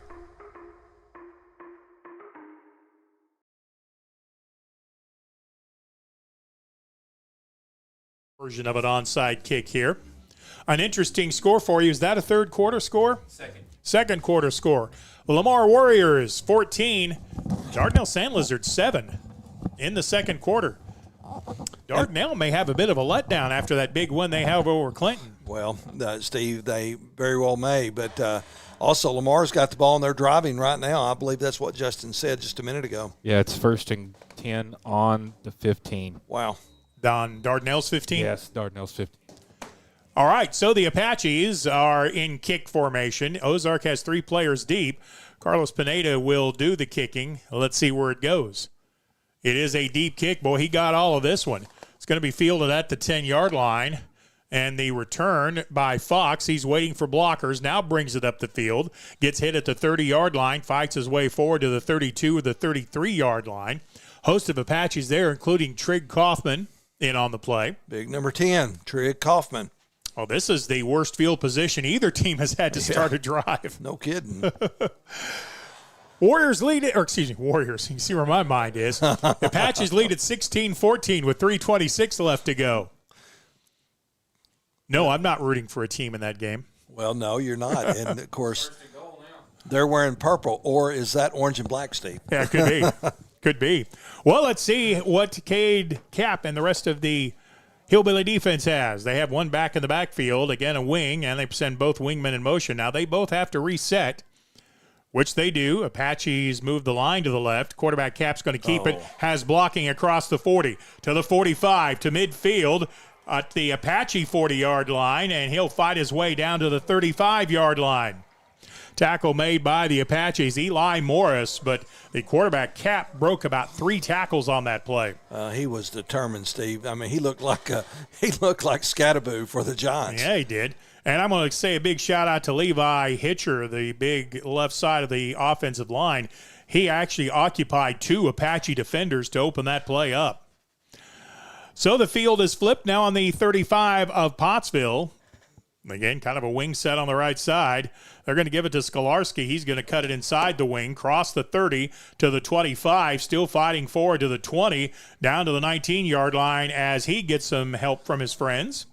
That's going to be a pickup of 12 and another first down. So the Apaches are doing good with this 3-over-2 offensive formation. The Hillbillies running out of this single wing. Ball is at the 22-yard line. 16-14, Ozark with the lead. 2:30 left to go in the first half. Single back in the backfield of Skolarski behind the quarterback, Cade Cap. Strong side right. They're going to give it to Skolarski. He's going to turn the corner at the 20 to the sideline to the 15 to the 10. Drug out of bounds at the 5-yard line by Eli Morris of the Apaches, but it's going to be first and goal to go unless there is a penalty on this play. Well, there is, Steve, just right inside the 10-yard line. Either it's a flag or it's a banana. Does it say Savannah on it? And they're going to mark it off against Ozark from the 9-yard line. They say personal foul. This white hat makes that signal so quick. So that's what it was, personal foul? I don't know. Yeah. I didn't see it. Yeah, I didn't see it either. Well, no, they didn't mark it off. Well, they did mark it off 15 yards, didn't they? They're going to put it back at the 19-yard line. It's going to be first down and 8, we'll call it. 2:13 to go in the first half. Hillbillies lead it and on the drive.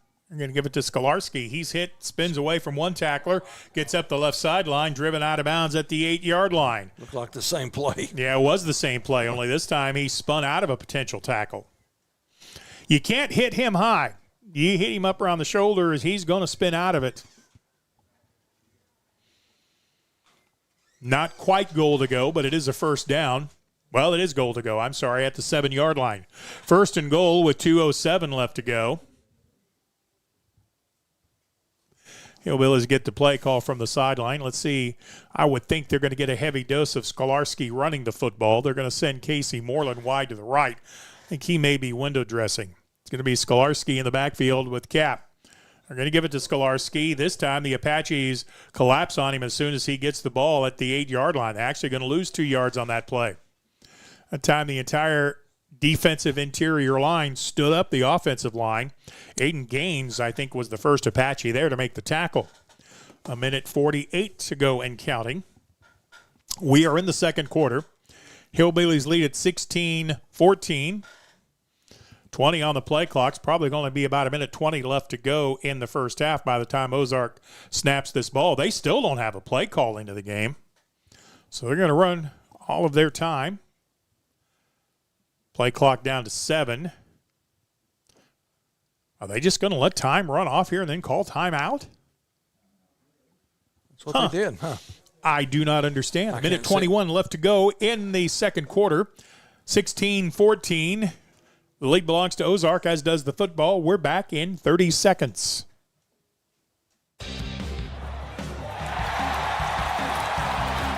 The Arkansas Sports Network Basketball Classic tips off January 3rd in Clinton. Some of the state's best teams. One unforgettable day of hoops. Don't wait. Secure your seats now before they're gone. Get your tickets for the ASN Basketball Classic at facebook.com/ARSportsNetHS and ARSportsNet. Or you can click the QR code at the bottom of the screen.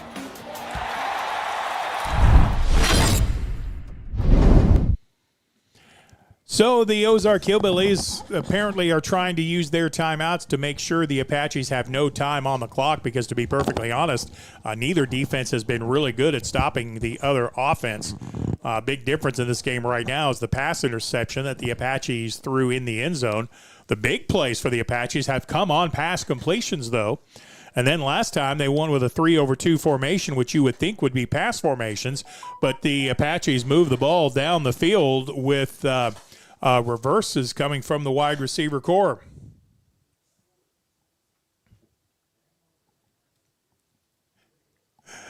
It's going to be second down and goal to go.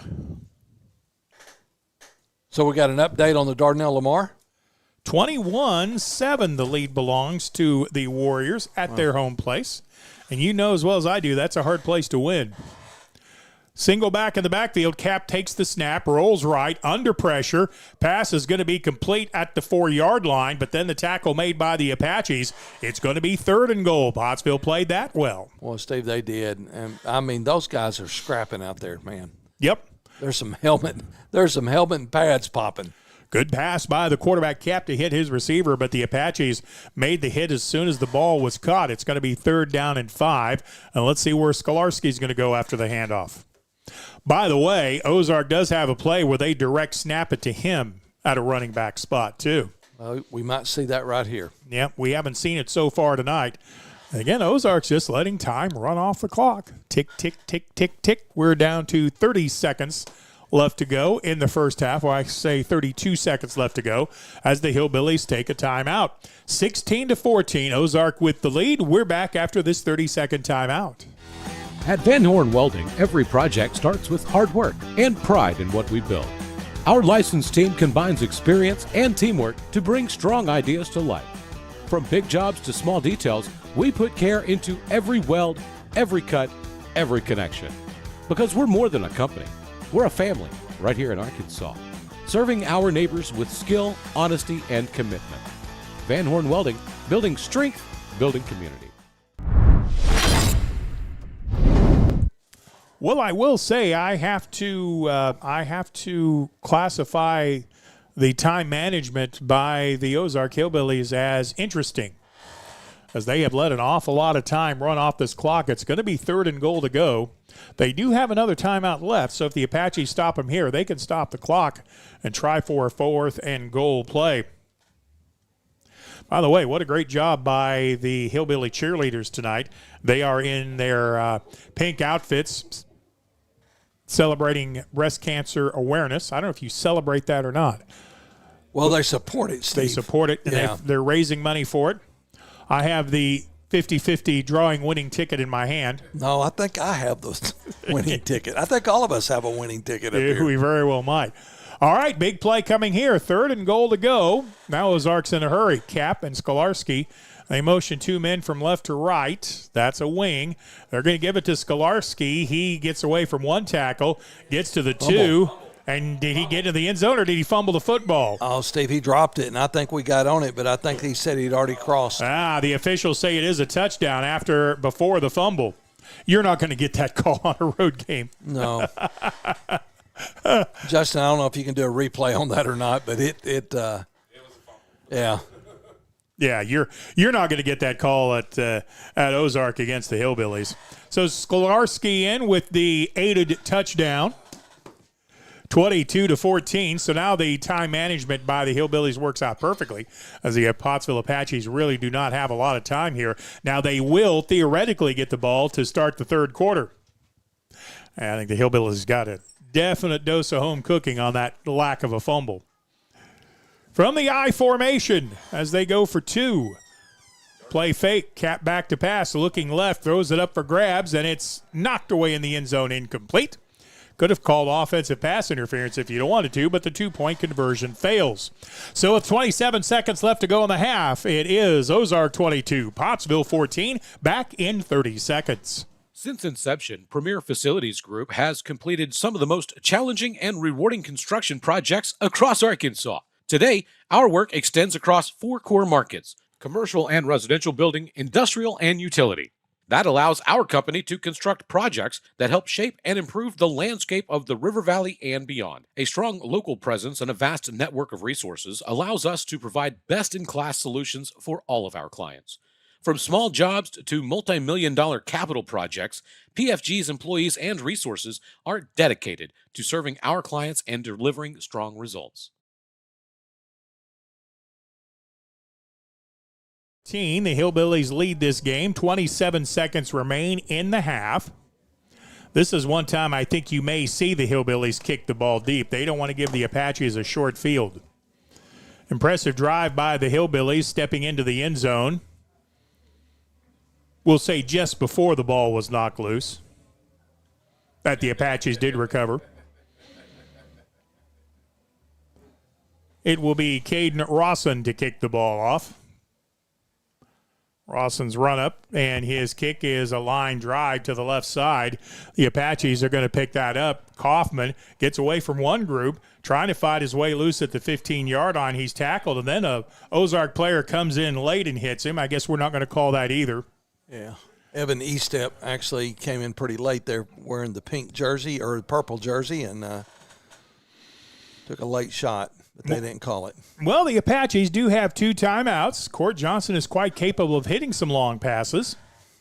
Although with 20 seconds, I'm not. Well, of course, I've seen Patrick Mahomes do this. They say he's pretty good. 1 back in the backfield. Again, Pottsville will get the ball theoretically to begin quarter number 3. Trips left, 1 wide out to the right. Johnson takes the snap. Pottsville moved in the backfield. No call there. Pass is going to be incomplete on the left side. Pass was intended for Kai Mahan, and he heard footsteps. The pass will be incomplete. 2nd and 10 with about 15 seconds to go. That play converted early in this ball game. Kagan Jones took that for about 60 yards, but the Hillbillies defended it much better this time. From the 25-yard line, Pottsville will have a 2nd and 10. Ozark leads at 22-14. Once again, the point-after bugaboo has bit the Apaches. They're going to give it to Stansel. He's going to fight his way forward to get tackled at the 30-yard line, and I think the Apaches are just going to let this run out with 9 seconds. So is the Lamar Dardanelle game at the half? Yes. It is. Lamar leads at 21-7. Yes. Congratulations to the Warriors. We are at halftime here. This score is Ozark 22, Pottsville 14. We'll be back after this 1-minute timeout. Hey, Arkansas, it's time. Dirks is crushing it in the T-Mobile Friday Night 5G Lights $1 million stadium renovation. Scan the QR code right now and vote like your school depends on it, because it does. Vote daily through October the 24th, and let's light up Arkansas athletics. Dirks is in first place. Let's keep them there. Supporting the Pottsville Apaches all season long, Smooth Running, Heating and Air, E&F Roofing, Fleet Tire, Point S Tire and Auto Service, The Granite Shop, Tyler Riley of River Valley Realty, Van Horn Welding, and Tyson Foods, Metcalf Trucking, and Premier Facilities Group. Be sure to like, share, comment, subscribe if you're enjoying tonight's broadcast.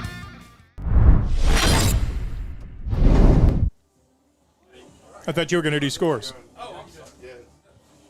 I'm sorry there, Steve. Got a couple score updates. Mena 7, Waldron 6. That's pending a PAT just a minute ago. Mount Ida 35, Hector 0. Battle of the top 10 in the 2A. Hector was undefeated coming into that game, weren't they? They were. They're getting handled. Mount Ida's a good football team.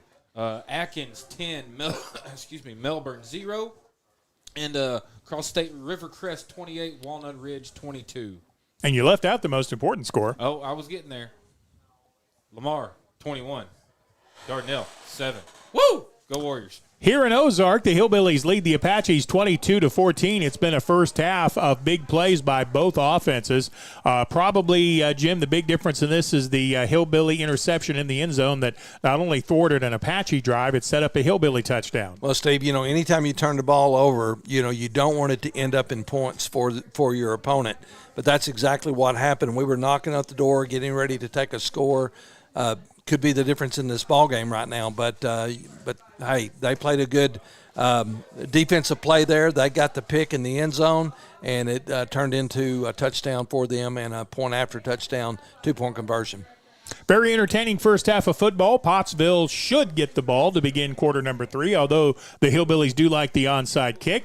Pottsville looks like they found something in that 3-over-2 formation. I'm curious what you would expect Ozark to do as far as an adjustment goes. Well, Steve, they'll probably drop somebody or either drop the linebackers back just a little bit further, but hey, listen.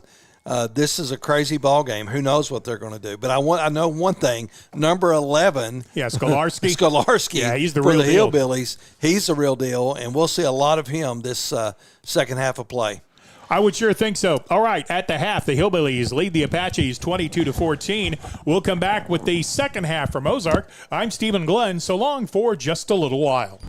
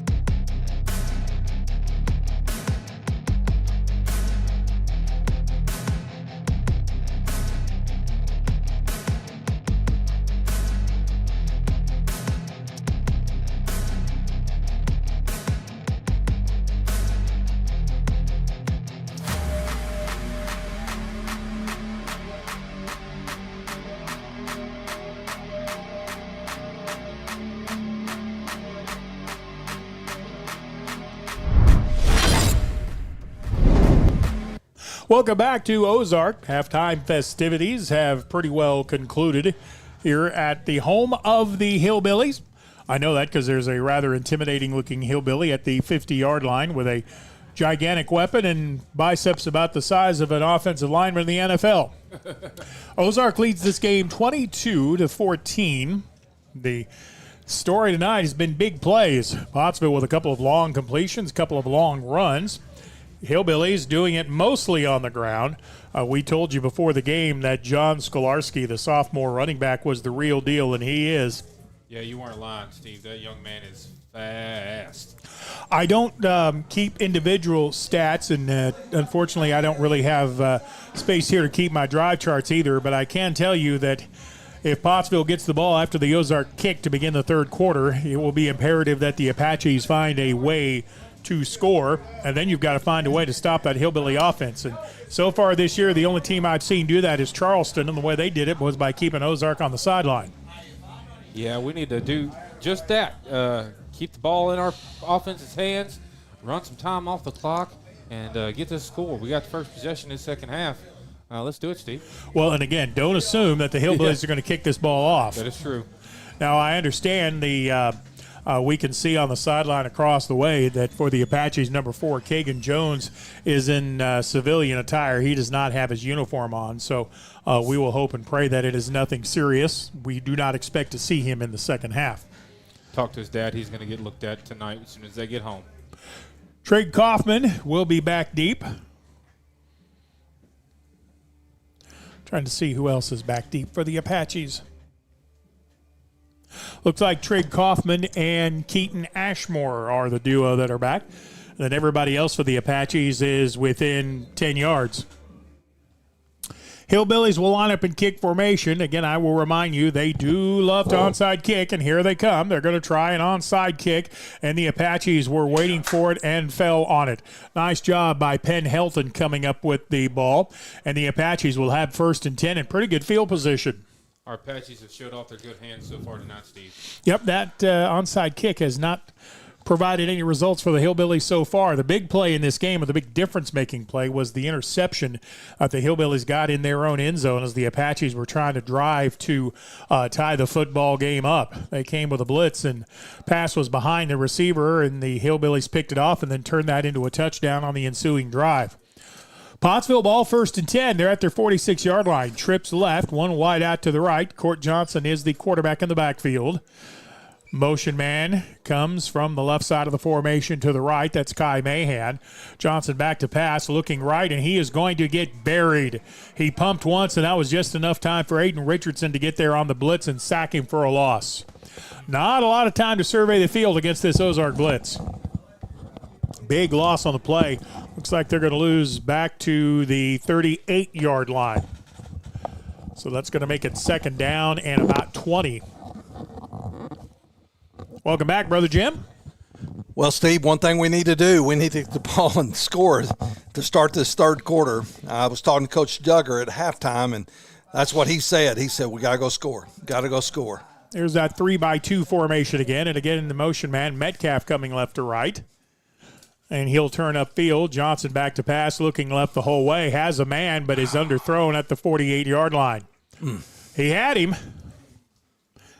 Pass was just underthrown. That time the defense brought a blitz, but the Apaches picked it up. They were trying to hit Kai Mahan, who I guess is taking over at the spot you would normally see Kagan Jones. All right. Sorry about that, Steve. 3rd down and long coming here. There is the 3-over-2 formation. Motion comes from left to right. That's Mahan in motion. Blitz coming. Ball's going to be knocked down. They brought everybody, and Easton Fox got there and slapped the ball away. Pottsville ran a screenplay once, made it pick up big yards, but it got called back for a penalty. And this time they, again, just couldn't hold the defense out from the backfield. 4th down and too long for you to really even consider going for it. Yeah, it was a jailbreak, it seemed like, on every play, Steve, except for the one that got called back. Court Johnson will line up in Punt formation. Well, he's going to line up in a shotgun, but I suspect he'll go back and kick it. 4th down and 20.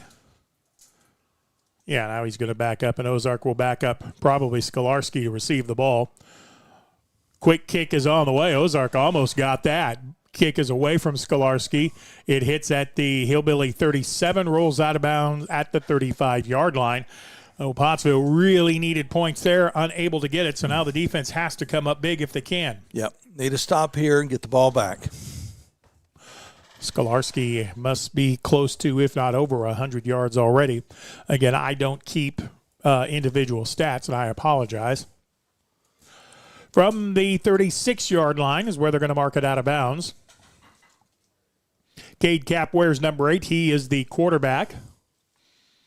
Has he even thrown the ball tonight? He had one. All right.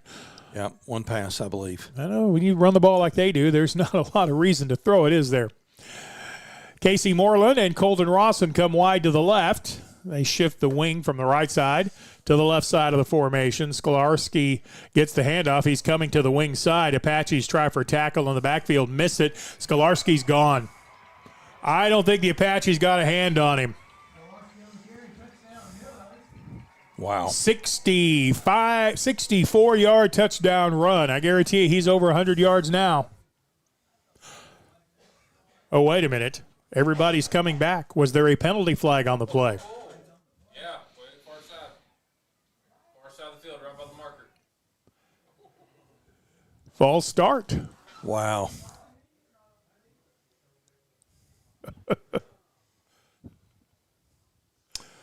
Well, let's put him back on the negative side of 100 yards. The Apaches brought support from the secondary, but they took a pursuit angle that they just couldn't catch the speed of Skolarski. They just, it's hard to realize just how fast he really is. Yeah.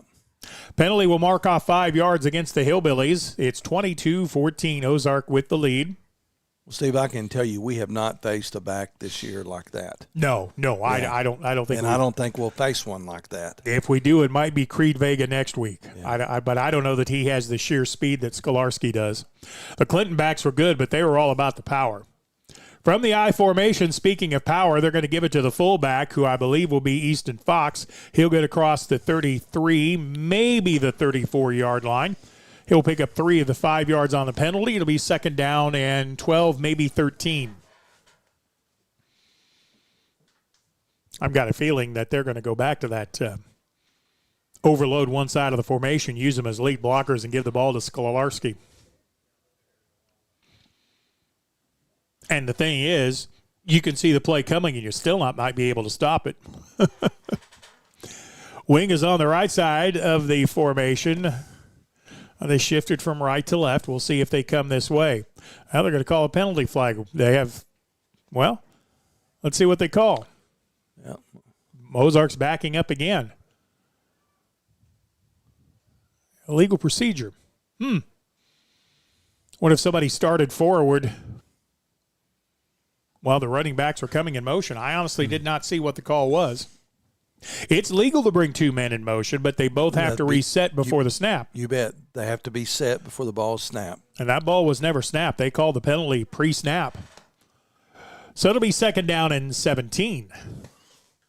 Well, if you're going to get a stop here, this is where you need to do it. Although they picked up a 3rd and 19 in that first half. Pottsville showing blitz this time. Now they step out of it, and they go back in it again. Toss sweep coming to the near side. They're going to do an option, and the option is going to get to Fox. He's going to turn the 30 outside the numbers to the sideline at the 33 before driven out of bounds there. I think that was a forward pass. Came from behind the line of scrimmage, so it's legal, but I think he threw that ball forward. So I think that goes as your stat sheet for a pass completion. Pickup of about 4. It's going to be 3rd down and 13. From the 33-yard line. Hillbillies come to the line of scrimmage. Short side left, wide side right. 1 wide out there. He has single coverage. The Apaches can't afford double coverage. Out of the I formation. Back to pass is Cap. He's looking over the middle for the home run ball. It's into coverage, and 3 Apaches converge on it to knock it away. Good coverage in the secondary by the Apaches. For Pottsville, there in coverage was Noah Metcalf and Andrew Wells. And also had a third Apache fading back on the play. That was Eli Morris. Good coverage. Now watch for a fake kick here. Easton Fox is going to line up in punt formation. He has a strong leg, but he's also a running back. 4th down and 13. 9:52 to play in the third. High snap. Fox brings it down. He gets it away. End over end kick is going to hit and take an Ozark bounce at the 30-yard line. Inside the 25 to the 20-yard line. It's still rolling, and it's going to be down at the 19. The Apaches gave away a lot of field position there. But they have the ball 1st and 10 and only trail it by a score of 22-14. Need to get the offense going here, Jim. Well, Steve, we do, and I can tell you that defense, man, they came up big that time. You know, after the touchdown got called back by number 11 for, what was it, a holding that took place, I guess. But anyway, but I'm glad Ozark did not score on that drive. Ball is, the nose of the football is at the 20-yard line, so it's 1st and 10 for Pottsville. Running back in the backfield is Caleb Stansel. Court Johnson, the quarterback. 2 wideouts on each side of the formation. Short side right. Johnson takes the snap. Quick pass is going to be complete at the 25-yard line. Poole made the catch. Got across the 28 close to the 30-yard line. That came out quickly. That's one way to beat a blitz. You know, Weston Poole, man, he's a great kid, but also, man, just a great-looking athlete as well. Good hands and good run after the catch. Good throw by Court Johnson to put it to where only his man could get the ball. Actually, Ozark had pretty good coverage on that play. It was just a good throw to keep the defender away. It's going to be a pickup of 9, 2nd down and a yard. You like a home run shot here? Skinny post, Steve. You're going to have single coverage on the left side of the formation with the exception of maybe the man closest to the formation. Johnson back to pass. It's going to be complete.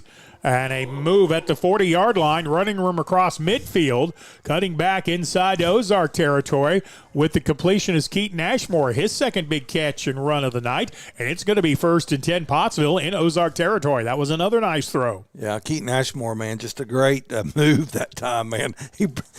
Justin, I think he broke some ankles that time, man. I'm telling you, man, he put a move on that defensive back and he couldn't get him. He's hard to tackle. That long completion he had, he made a couple of moves to make people miss. Yeah. Hard to bring down. He's quick. From the 47-yard line, Pottsville sends Poole wide to the left. Coming to the near side is Ashmore. Trips on the near side of the formation. Stansel in the backfield. A quick screen is going to be complete at the 47.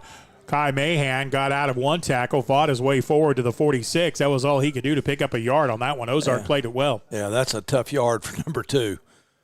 That ball's got to get there a little quicker than that. Yeah.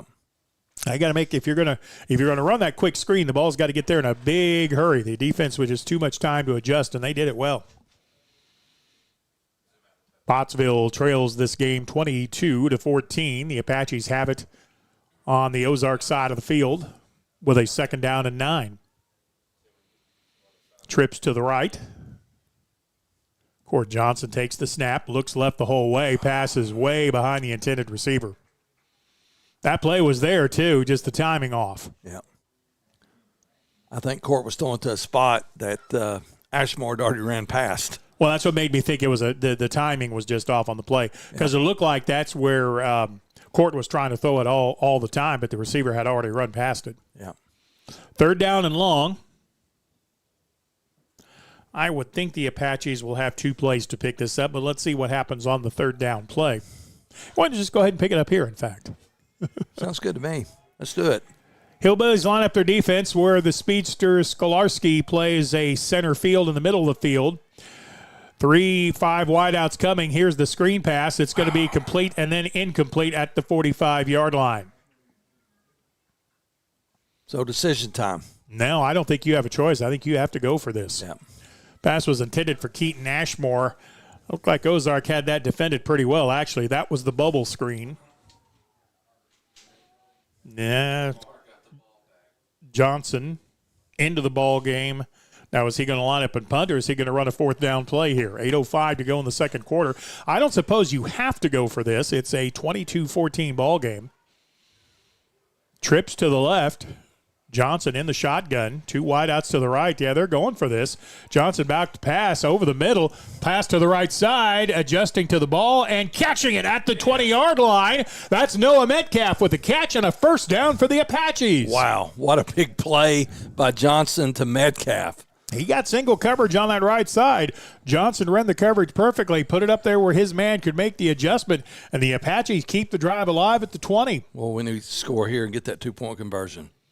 22-14. The lead belongs to Ozark. Pottsville making noise on the offense this time. Stancil the single back in the backfield. 5 receivers going into the pattern. They keep Stancil in to block. Quick completion to the left side. Bubble move to the inside. Then going back to the out is Ashmore at the 5 to the 4-yard line. He's going to be driven out of bounds at the 4, but that's going to be good enough for another Apache first down. Oh, boy, I tell you what, Ashmore's having a good game tonight. You know, there was an injury earlier in the game, and Ashmore has came in, and, boy, he's picked up the slack. And this time, the timing on the play was perfect. That ball was there right when Keaton looked around for it, and then he did the rest. Well, we knew last year, Steve, I believe it was the Waldron game, that Ashmore and Court Johnson hooked up for like a 90-yard touchdown pass. Mm-hmm. And we saw it then, man, there's some good chemistry between these two. First and goal to go for the Apaches at the 4-yard line. Johnson, the quarterback, takes the snap. He's going to try to go straight ahead, makes one man miss, fires into the end zone. They're going to call him down at the 1. Are you kidding me? Wow. Oh, my goodness.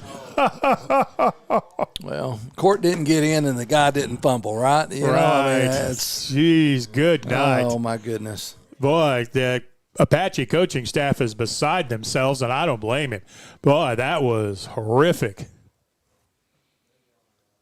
Johnson was anywhere close to going down with the ball at the half-a-foot line. Well, now we got a penalty flag. I guess they're going to make up for it by backing Pottsville up 5 yards. Sideline warning. Okay. So. I guess the official's getting tired of the Apache coaches yelling at him. Yeah. 22-14. Ozark with the lead. Pottsville will have a second and goal from the 1-yard line. Court Johnson takes the snap, tries to fire straight ahead, gets pushed from behind. This time he is into the end zone. Touchdown, Pottsville. All right, let's line up and get 2. Push it into the end zone twice, you're going to get one of them. 6:24 left to go in the third. It is a 2-point ball game. The Apache defense coming up with a stop. The offense taking it down the length of the field, picking up a big 4th down. And I think the Apaches are going to go for 2.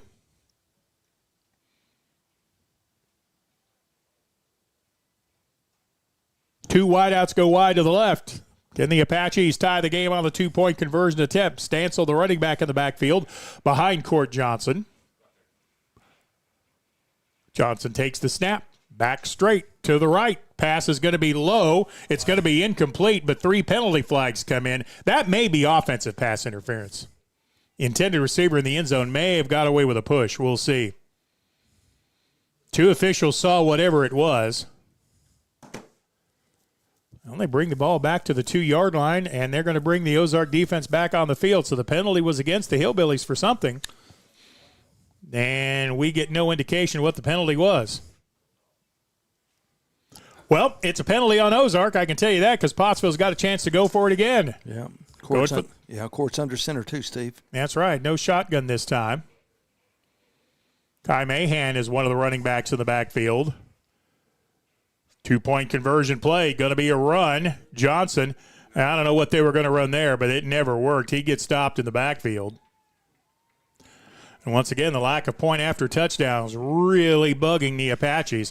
I don't know what that play was, but the 2 running backs went one direction, the quarterback went the other, and I don't think it was an intended misdirection play. But with the touchdown, with 6:24 left to go, quarter number 3, Pottsville has closed to within 2 at 22-20. The Apaches will kick it off after this 30-second timeout. Since inception, Premier Facilities Group has completed some of the most challenging and rewarding construction projects across Arkansas. Today, our work extends across 4 core markets: commercial and residential building, industrial, and utility. That allows our company to construct projects that help shape and improve the landscape of the River Valley and beyond. A strong local presence and a vast network of resources allows us to provide best-in-class solutions for all of our clients. From small jobs to multi-million-dollar capital projects, PFG's employees and resources are dedicated to serving our clients and delivering strong results.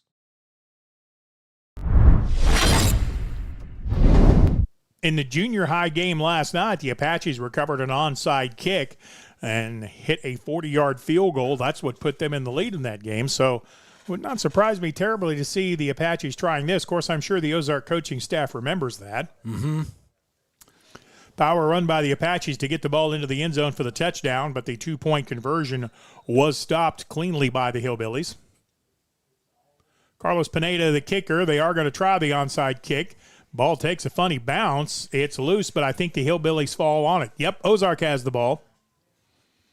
Good coverage by Cade Cap, the quarterback. The only thing you don't like about this is you give him a short field. Yeah, Steve, you do. And we're going to see a lot of number 11 on this drive, I'm sure, like we've seen all night. Yep, I would think so. 22-20, Hillbillies lead this game by benefit of their point after touchdown efficiency.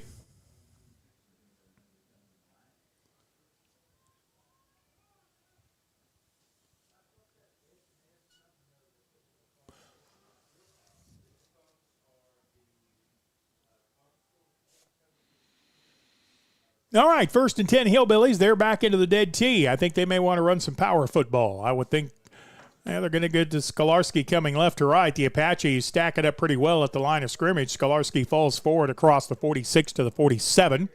Pickup of 3 on the play. It's going to be 2nd and 7. Latest score we have on the Lamar-Dardanelle game, 3:30 left in the third. Lamar still leads it, but it's a little closer, 21-13.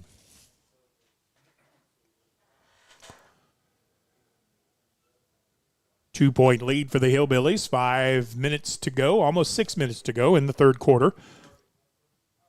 Pottsville with the only points of this third quarter. Again, the dead T formation. Toss it to the fullback Fox. He's going to get hit in the backfield and driven back. He got ahead about a yard, and that was it. Tackle made by the Apaches, Penn Helton. At least he was on the bottom of the pile. He was. Number 12. We're going to say he made the initial hit and brings up 3rd down and long.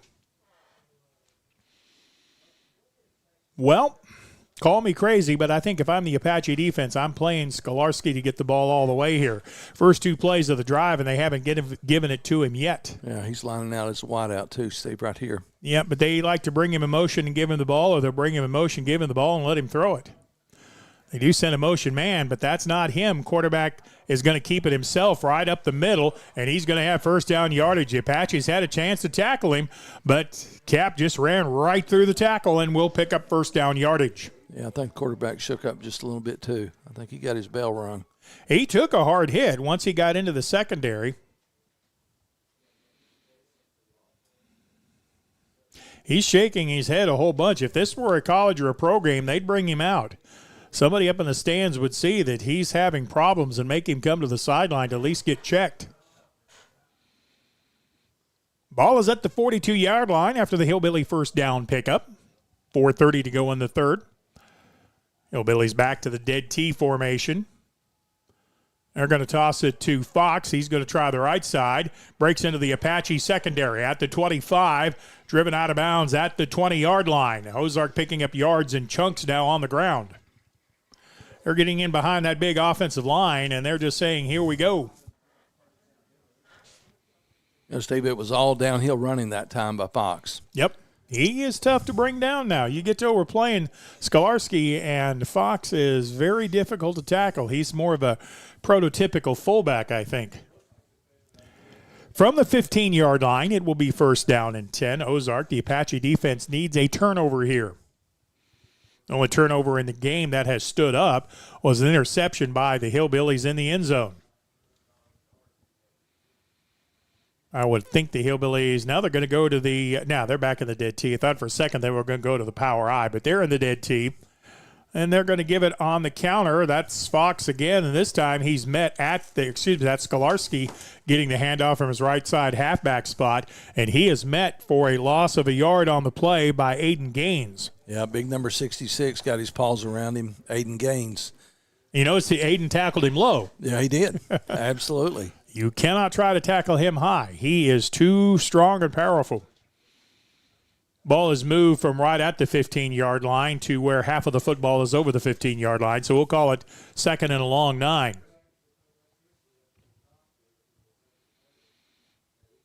Colton Ross in the wide out to the right side. Dead T formation, cap under center. They're going to toss it to Fox. He's going to turn the corner, and he's going to get upfield at the 10 to the 8 to the 7. That blocked off again. The Hillbillies walled off the left side of the Apache defense, and that's going to be good enough for a first down. Pickup of 10 on the play. They only needed 9.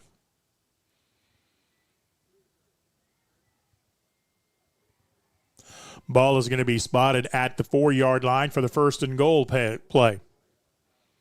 Would say the Apaches need an interception, but I don't think Ozark's going to throw this football. They do put 2 wideouts in the formation, line up in an I formation. Fox, the fullback, Skolarski, the I back, comes in motion left to right. They give it to Fox. He runs past one Apache and then greeted by 3 others at about the 3-yard line. Picked up a yard, 2nd and goal to go. 22-20. Hillbillies lead it by 2. Both teams have had the same identical number of touchdowns. It's the conversions that have Ozark in front by 2.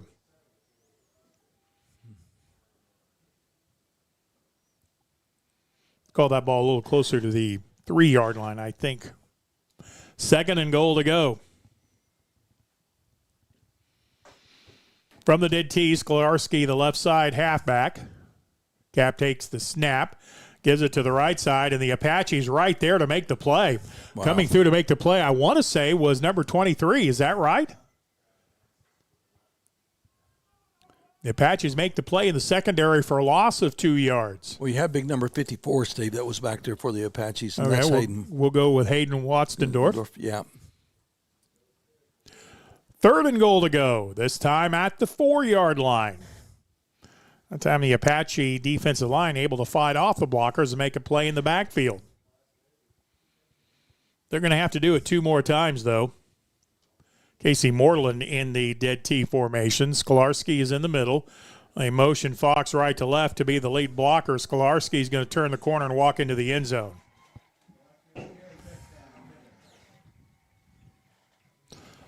Fox came out as the lead blocker and didn't have really anybody to block.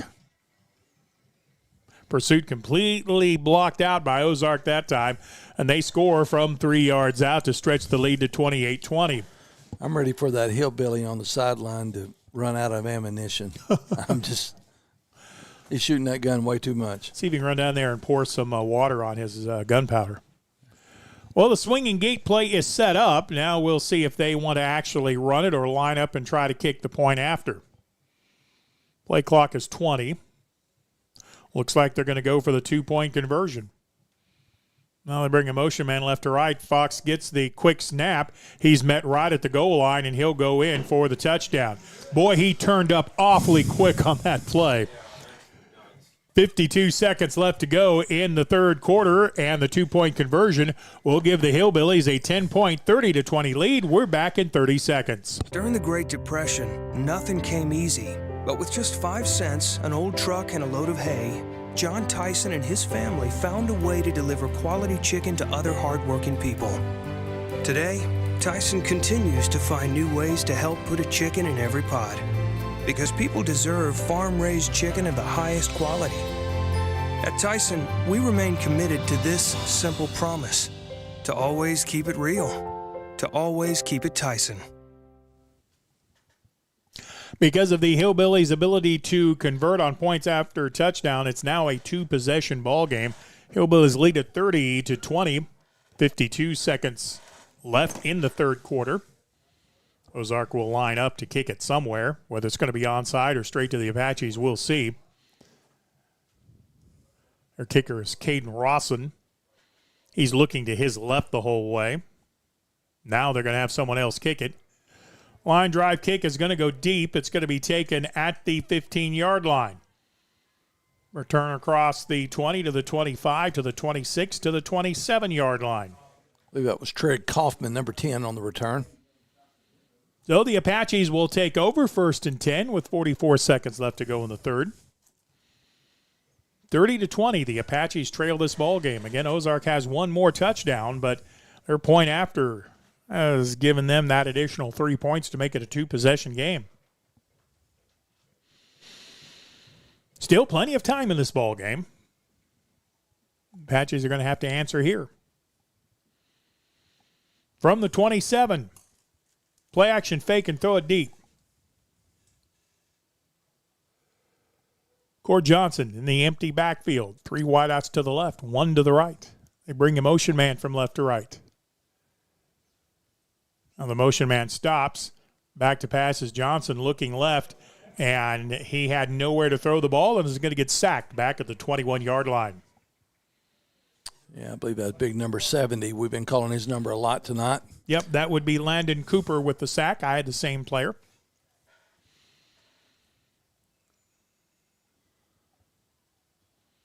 Loss is going to be 9. It's going to be 2nd and 19. And I don't know that the Apaches are going to snap the ball here with under 15 seconds left to go in the third quarter. 9 seconds, 8 seconds. The Apaches come to the line of scrimmage. Trips to the right, 1 wide out to the left. Now they're not going to get this play off.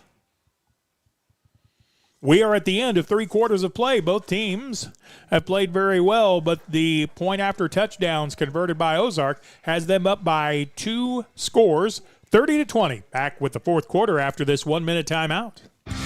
Supporting the Pottsville Apaches all season long, Smooth Running, Heating and Air, E&F Roofing, Fleet Tire, Point S Tire and Auto Service, The Granite Shop, Tyler Riley of River Valley Realty, Van Horn Welding, and Tyson Foods, Metcalf Trucking, and Premier Facilities Group. Be sure to like, share, comment, subscribe if you're enjoying tonight's broadcast. Look, everybody's talking about D3 Auto Sales, and I say to myself, there must be something special about this dealership, and it's their prices. You can get one of these vehicles right up here for not a lot of money, right? That's D3 Auto Sales in Desart, d3autosales.com. So we get ready for the fourth quarter here. The Apaches trailing the Hillbillies in Ozark 30-20. Lamar still bidding for the upset, but now it is a 21-20 ball game. Yes. Last report we had. Yes, sir, it is 21-20. Fourth quarter in that game, Lamar has the ball. As do the Apaches back at their 16-yard line. Cord Johnson, the quarterback. Again, the Hillbillies show blitz, and they are coming. Pass to the left side, going for the home run ball. Pass is out of bounds, incomplete. It was intended for Noah Metcalf. Good coverage by the Hillbillies' Deacon Gage. It'll bring up 2nd down. Just trying to get something there, Steve, going for the home run ball right there at the beginning. But Noah had a step on him, but the ball was just a little bit overthrown. Big 3rd down coming here. 3rd down and 16. Ozark has just push the ball into the end zone to go up by 2 scores. You can ill afford to give it back to their offense right now. Hillbillies have too many men on the field. Now they don't have enough. Now they get Easton Fox into the ball game. And he's going to come from the left side defensive end on a blitz.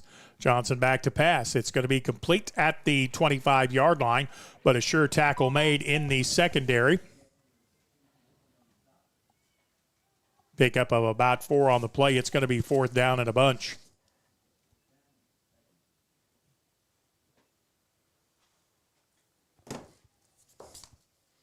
Getting some score updates from Coach Lee. Thank you, Coach. Pottsville's going to go for this 4th down. 4th down and 11. They hit some magic on the last 4th down. Now Court backs up to kick the ball. Pottsville's still in an offensive formation. Ozark doesn't believe they're going to kick it. Johnson does. It's going to hit the 45, take an Apache roll to Ozark's side of the field before Keaton Ashmore is going to down the ball at the 47. 21-20, Lamar with a lead in the fourth quarter, 10 minutes left to go. Here, the Hillbillies lead at 30-20 with 11:05 to go. The Apache defense imperative that they get a stop here. And I would think they may go back to the dead tee. They got a new quarterback in the game. Is this Jackson Deathridge coming in? No, there they finally get Cade Cap. It looked like he might have been a little bit shaken up in the third quarter. Seems fine now, though. That's going to be Deathridge going out wide to the left. Again, yeah, they're back in the dead tee. Fox comes in motion. He still hasn't got set. That should have been an illegal motion. Ball comes to the left side, and it's going to be Skolarski. He's going to the house with this one. It's going to be a touchdown. Wow. Yeah, on that play, Easton Fox, the fullback, never got set. Never got set in the dead tee, came in motion, never got set there. That play should have come back. But nonetheless,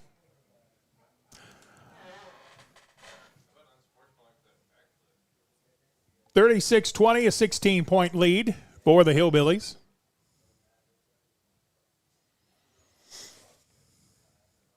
That may put Skolarski up around 200 yards. I'm telling you, Steve, that guy has another gear that we just usually don't see in high school football. Nope. He is really good. Tyreek Hill speed. Yeah, it is. I mean, really. From the dead tee, you're going to toss it to the fullback, Easton Fox. He's going to be the end zone for the two-point conversion. And with 10:54 left to go in the ball game, the Hillbillies putting a little bit of distance between them and the Apaches now. They lead this game 36-20, and we're back in 30 seconds. A house isn't a home until you live a life there.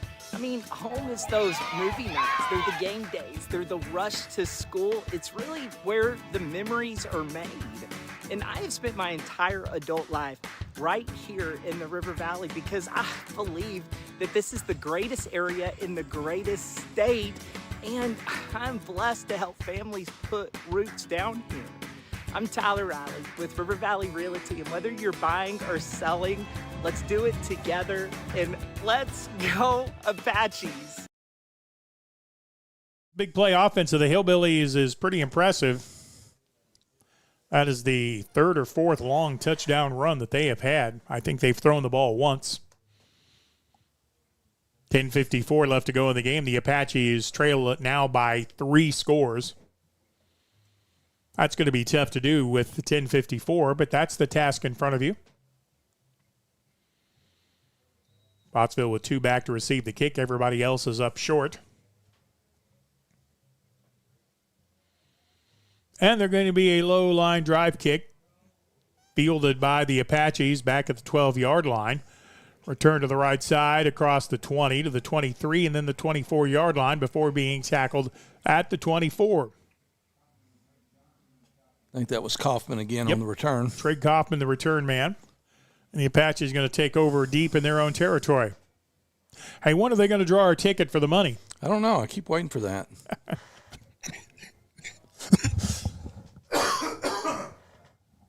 10:47 left to go. Excuse me, I wasn't able to mute the microphone.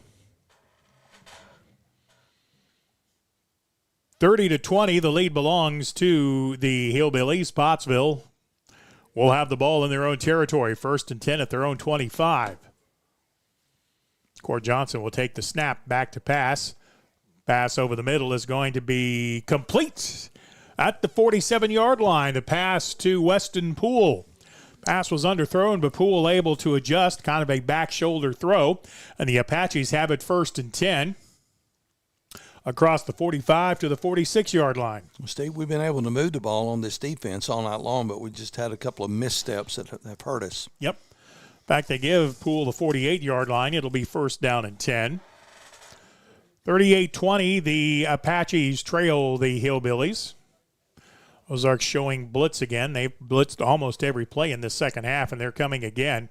Cord Johnson dancing around, gets to the right, still looking downfield, has a man wide open, and the throw is underthrown. It is caught, and a penalty flag is going to be thrown, and this may end up being a targeting call. I think it was, Steve. It was. He came in there with the helmet first. And that's Skolarski. They may get him for targeting. Well, they're bringing the ball back. What are they doing that for? Well, they're going to call pass interference, but I guess he didn't actually catch the ball.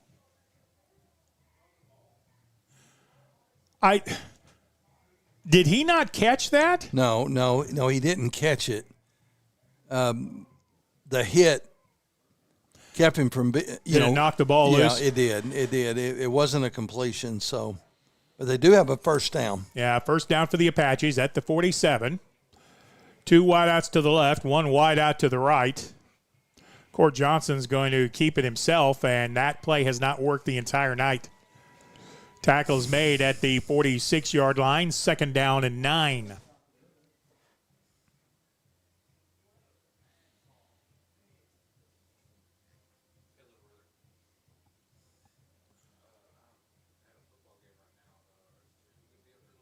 From the 36, it's going to be 2nd down and almost 10.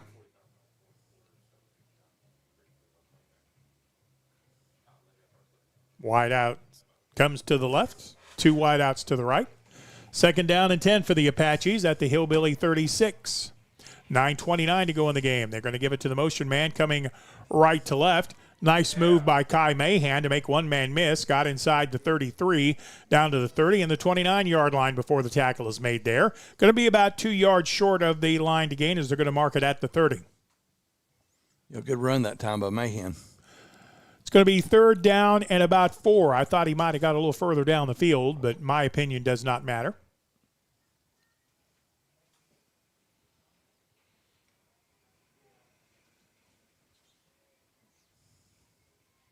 From the 30-yard line, Cord Johnson, the quarterback, trips right, 1 wide out to the left. The Apaches need points, and they need them quickly.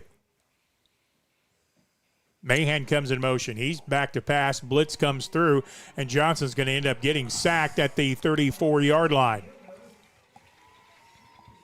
Tackle made by Kenyon Conley coming from the blitz, and it's going to be 4th down. Kenyon Conley. Boy, well, that's a good football name. Yeah, it is. So they're going to spot the ball at the 32-yard line. It's going to be 4th down. The Apaches have no choice but to go for this, really. 4th and 6th with 8:17 to go in the game, and the Apaches trailing by 18, 38-20. And as you say, Jim, the offense has moved the ball at times very well, but then at other times this attacking Ozark defense has made the Apaches pay when they don't pick up blitzes. 3 wideouts to the left, 2 to the right. Johnson back to pass. Blitz is coming. Pass to the right side is going to be knocked away in the secondary, incomplete, and the ball will go over on downs. I think that was Briar Brotherman. Yep, Brotherton.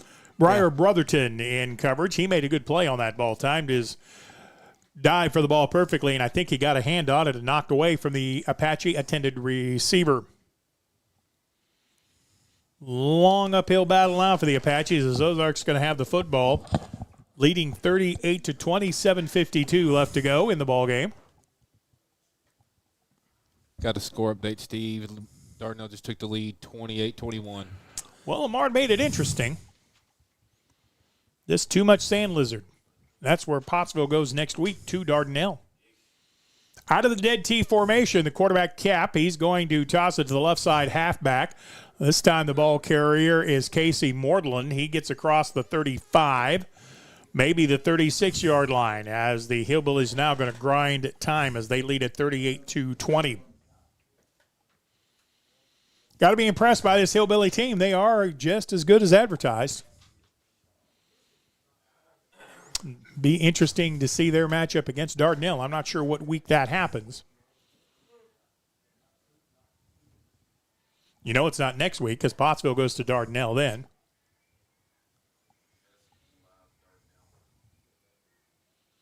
From the 36 on the right side hash, open field left. I think Ozark may stay in the dead tee the rest of the ball game.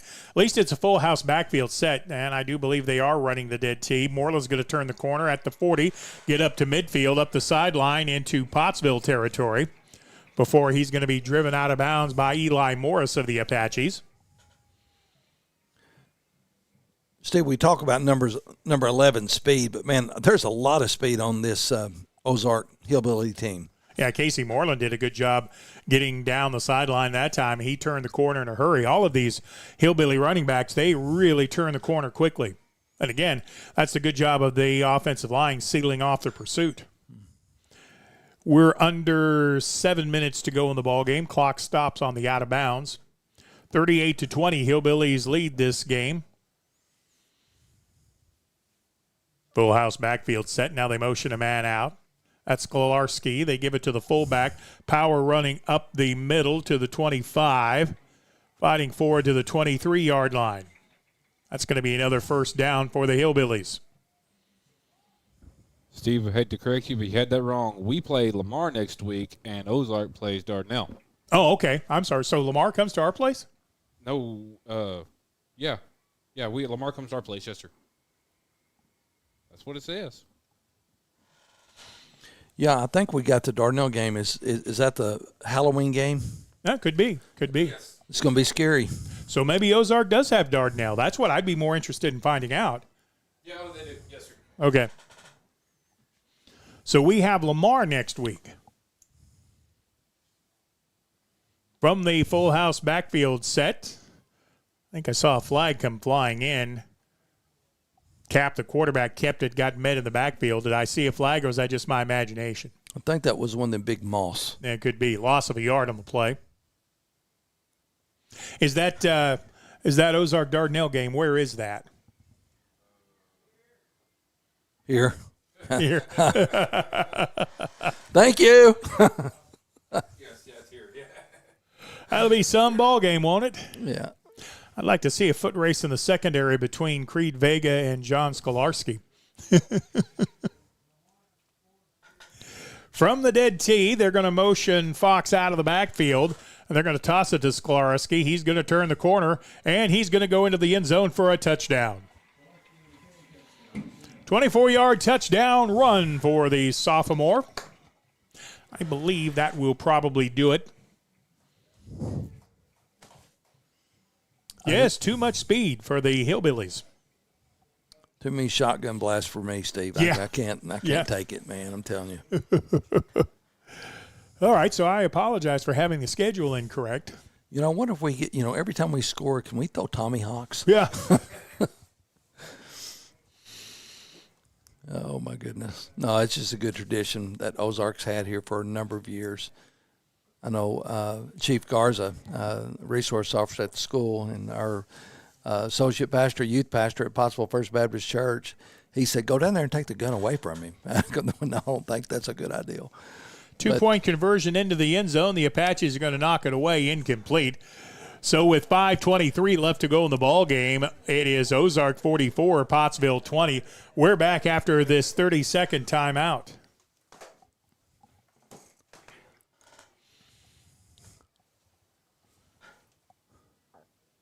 Look, everybody's talking about D3 Auto Sales, and I say to myself, there must be something special about this dealership, and it's their prices. You can get one of these vehicles right up here for not a lot of money, right? That's D3 Auto Sales in Desart, d3autosales.com.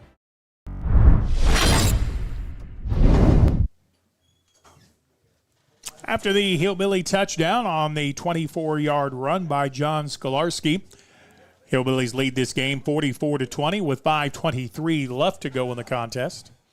Looks like the Sand Lizards are going to overcome a very spry Lamar team. They're going to come from behind, looks like, and win that ball game. So Dardanelle will come here next week. We've had a chance to kind of straighten out the schedule mix-up on my part.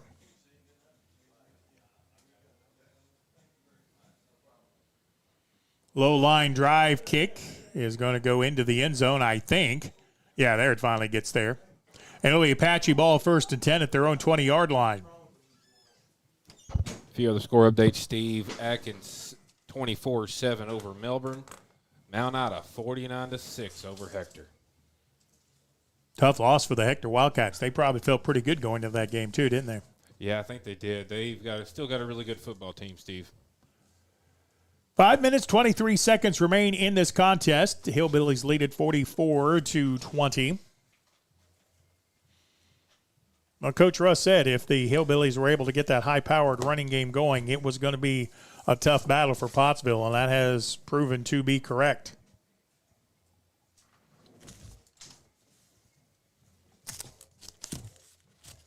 Did you get the tickets? I didn't win. Well, good. Here, check mine. Pass over the middle is going to be complete for the Apaches. I didn't win either? Good. I didn't need any extra money. Noah Metcalf with the completion for the Apaches at the 37-yard line with 5 minutes left to play in the contest. Apache offense still battling. They're going to come up short, but I hope Ozark will know they've been in a ball game.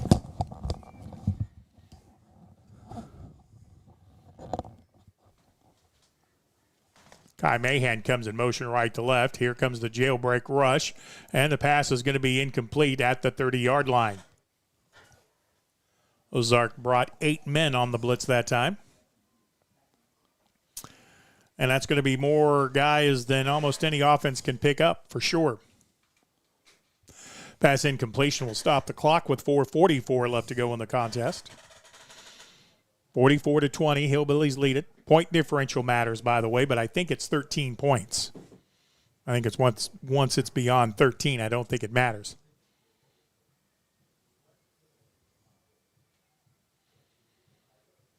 Trips to the right side, 2 wideouts to the left. The Apaches have played a lot of this game without a running back in the backfield, and penalty flags fly. For some reason, Ozark took a timeout. I do not know why, but timeout Hillbillies with 4:44 left to go in the ball game. Ozark leads it by 44-20. We're back in 30 seconds. Supporting the Pottsville Apaches all season long. Smooth Running, Heating and Air, E&F Roofing, Fleet Tire, Point S Tire and Auto Service, The Granite Shop, Tyler Riley of River Valley Realty, Van Horn Welding, and Tyson Foods, Metcalf Trucking, and Premier Facilities Group. Be sure to like, share, comment, and subscribe if you're enjoying tonight's broadcast. 4:44 left to go in the ball game. 4 is the wild card for the Hillbillies as they lead the game 44-20 with 4:44 left. Back to pass is going to be Court Johnson. Looks to the right side on the go route. It's going to be intercepted at the 45. Returned by the Hillbillies up the left sideline, and it's going to get inside the 20 to the 19, maybe the 18-yard line. Second interception of the night picked off by the Hillbillies. That's why their coach called timeout. He wanted to call the interception defense. I guess that's what he did. He said, we're going to call the Ozark Oski. Yeah. So the Hillbillies will have it 1st and 10. I would assume we're going to see some new faces on the field for Ozark. Yeah, number 11's coming off the field, Steve. Yep. I think he's probably done enough tonight. What's he had? 4 touchdowns, probably close to 200 yards rushing. Big John. Though from the 23-yard line, 1st and 10 Hillbillies. Cade Cap still the quarterback, though. Okay. Well, although, to be honest, I think Skolarski is the backup quarterback. So, I don't know, maybe that's why Cap's still in the game. From the dead tee, 1st and 10 Hillbillies. They bring a man in motion from left to right. Give us to the fullback, Fox, and he's going to be in the end zone for a touchdown.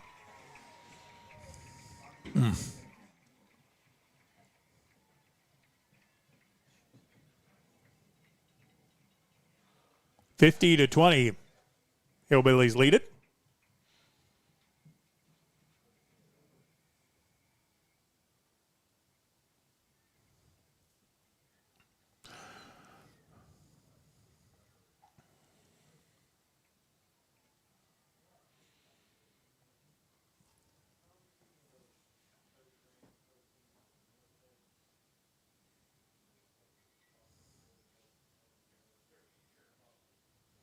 And they're going to try to kick the point after here, leading it 50-20.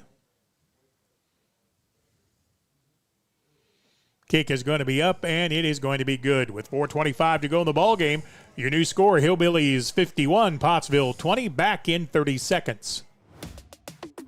Hey, Arkansas, it's time. Dirks is crushing it in the T-Mobile Friday Night 5G Lights $1 million stadium renovation. Scan the QR code right now and vote like your school depends on it, because it does. Vote daily through October the 24th, and let's light up Arkansas athletics. Dirks is in first place. Let's keep them there.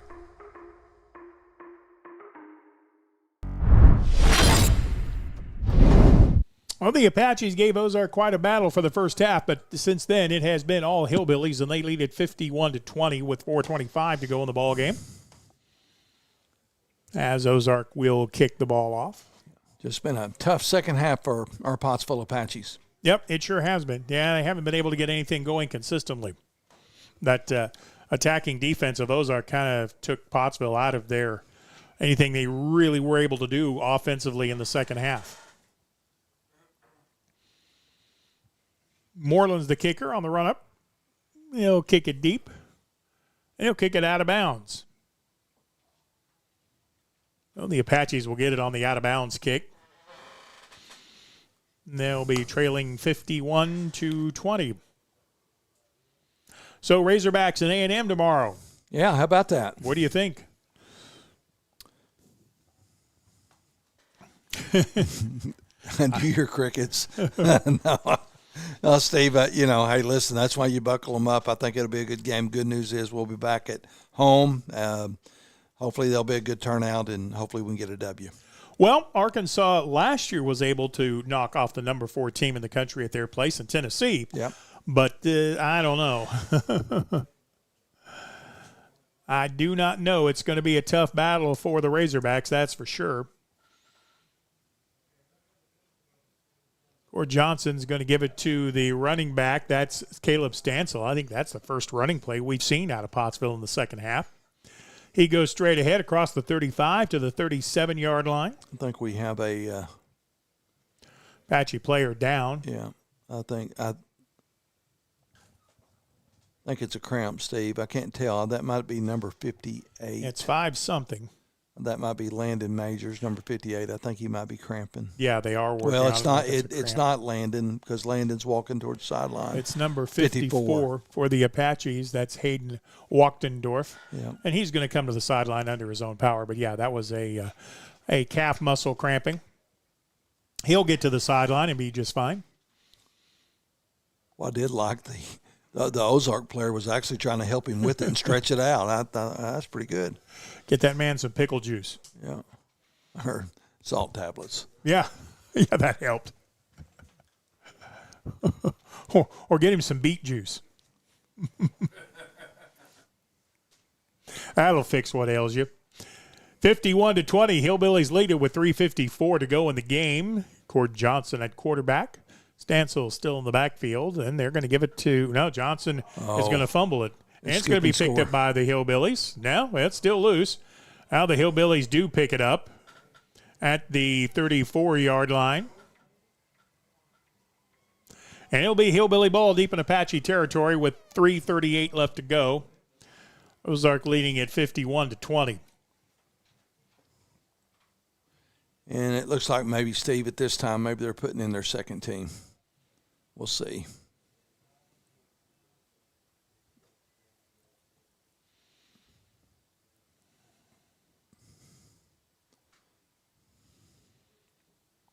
Well, that's Cade Cap still over on the sideline.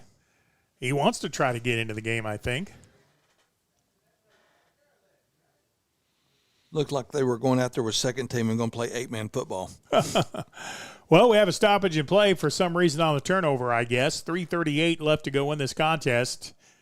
Bad news for Apache fans. Ozark leads it by a score of 51-20. Anybody seen anything new and exciting out of the Dardanelle-Lamar game? Nope. Chief Garza sent me a text and just reminding us Lamar at home next week, Dardanelle away on Halloween. Is that next week? Lamar, yeah, at home Next week. week's Halloween? Yeah. Nope. Oh. Nope. Dardanelle. We get Dardanelle on the 31st. Yeah, but that's not next week. Yep. I think that is also fall back. I think that's that weekend. Football Friday night, and then we'll fall back on Sunday morning.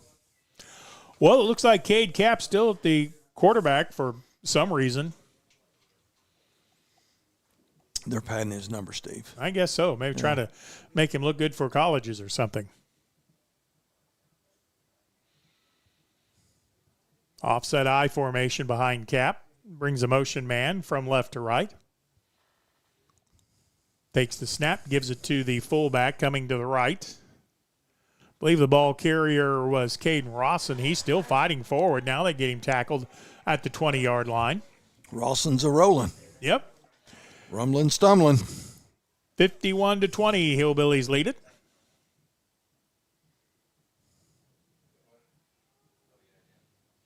Pickup of 9 on the play, going to be second and a yard.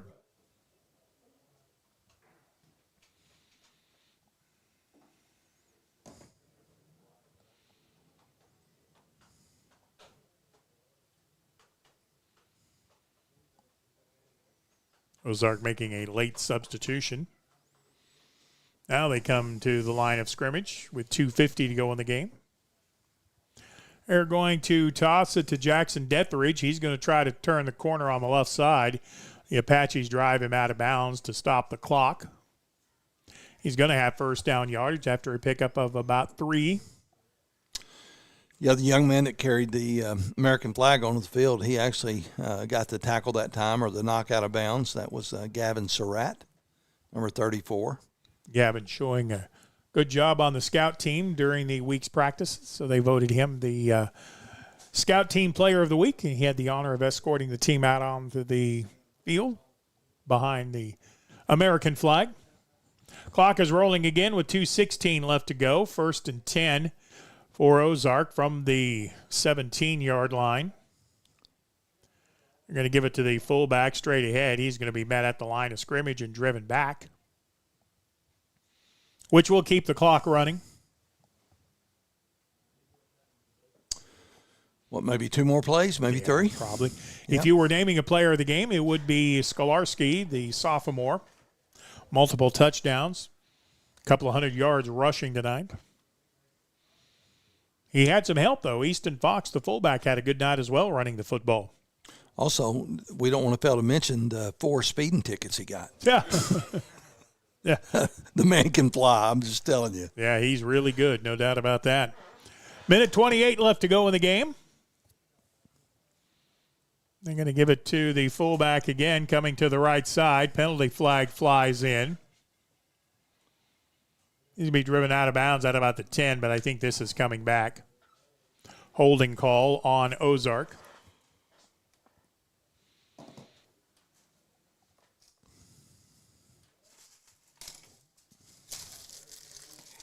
So the mark-off will back up the Hillbillies a little bit. Well, their offense was very, very good tonight. They score 51 points against the Apaches. 2 turnovers hurt the Apaches. Big penalty in the first half also hurt.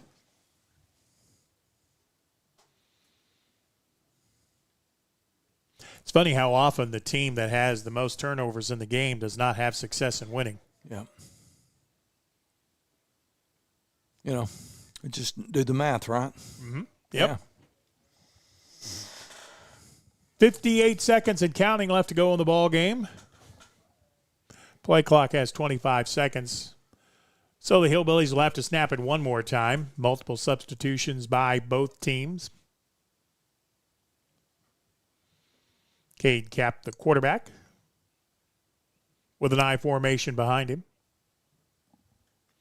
10 seconds to go. They're going to let most of this run off as well. 30 seconds left to go in the game. Cap will take the handoff. He'll give it to the fullback, Rawson. Starts right, reverse left, gets to the left sideline, and he's driven out of bounds.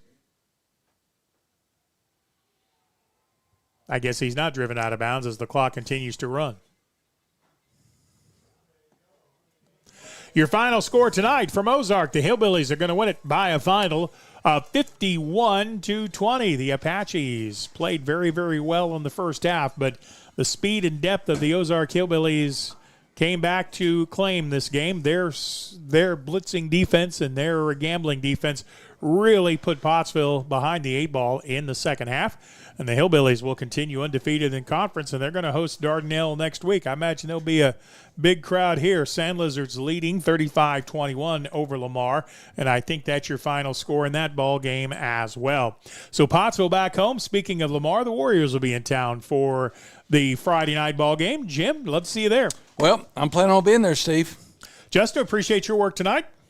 Again, your final score, the Hillbillies 51, the Pottsville Apaches 20. I'm Stephen Glenn. Thanks for your time. This time, till next time, so long, everybody.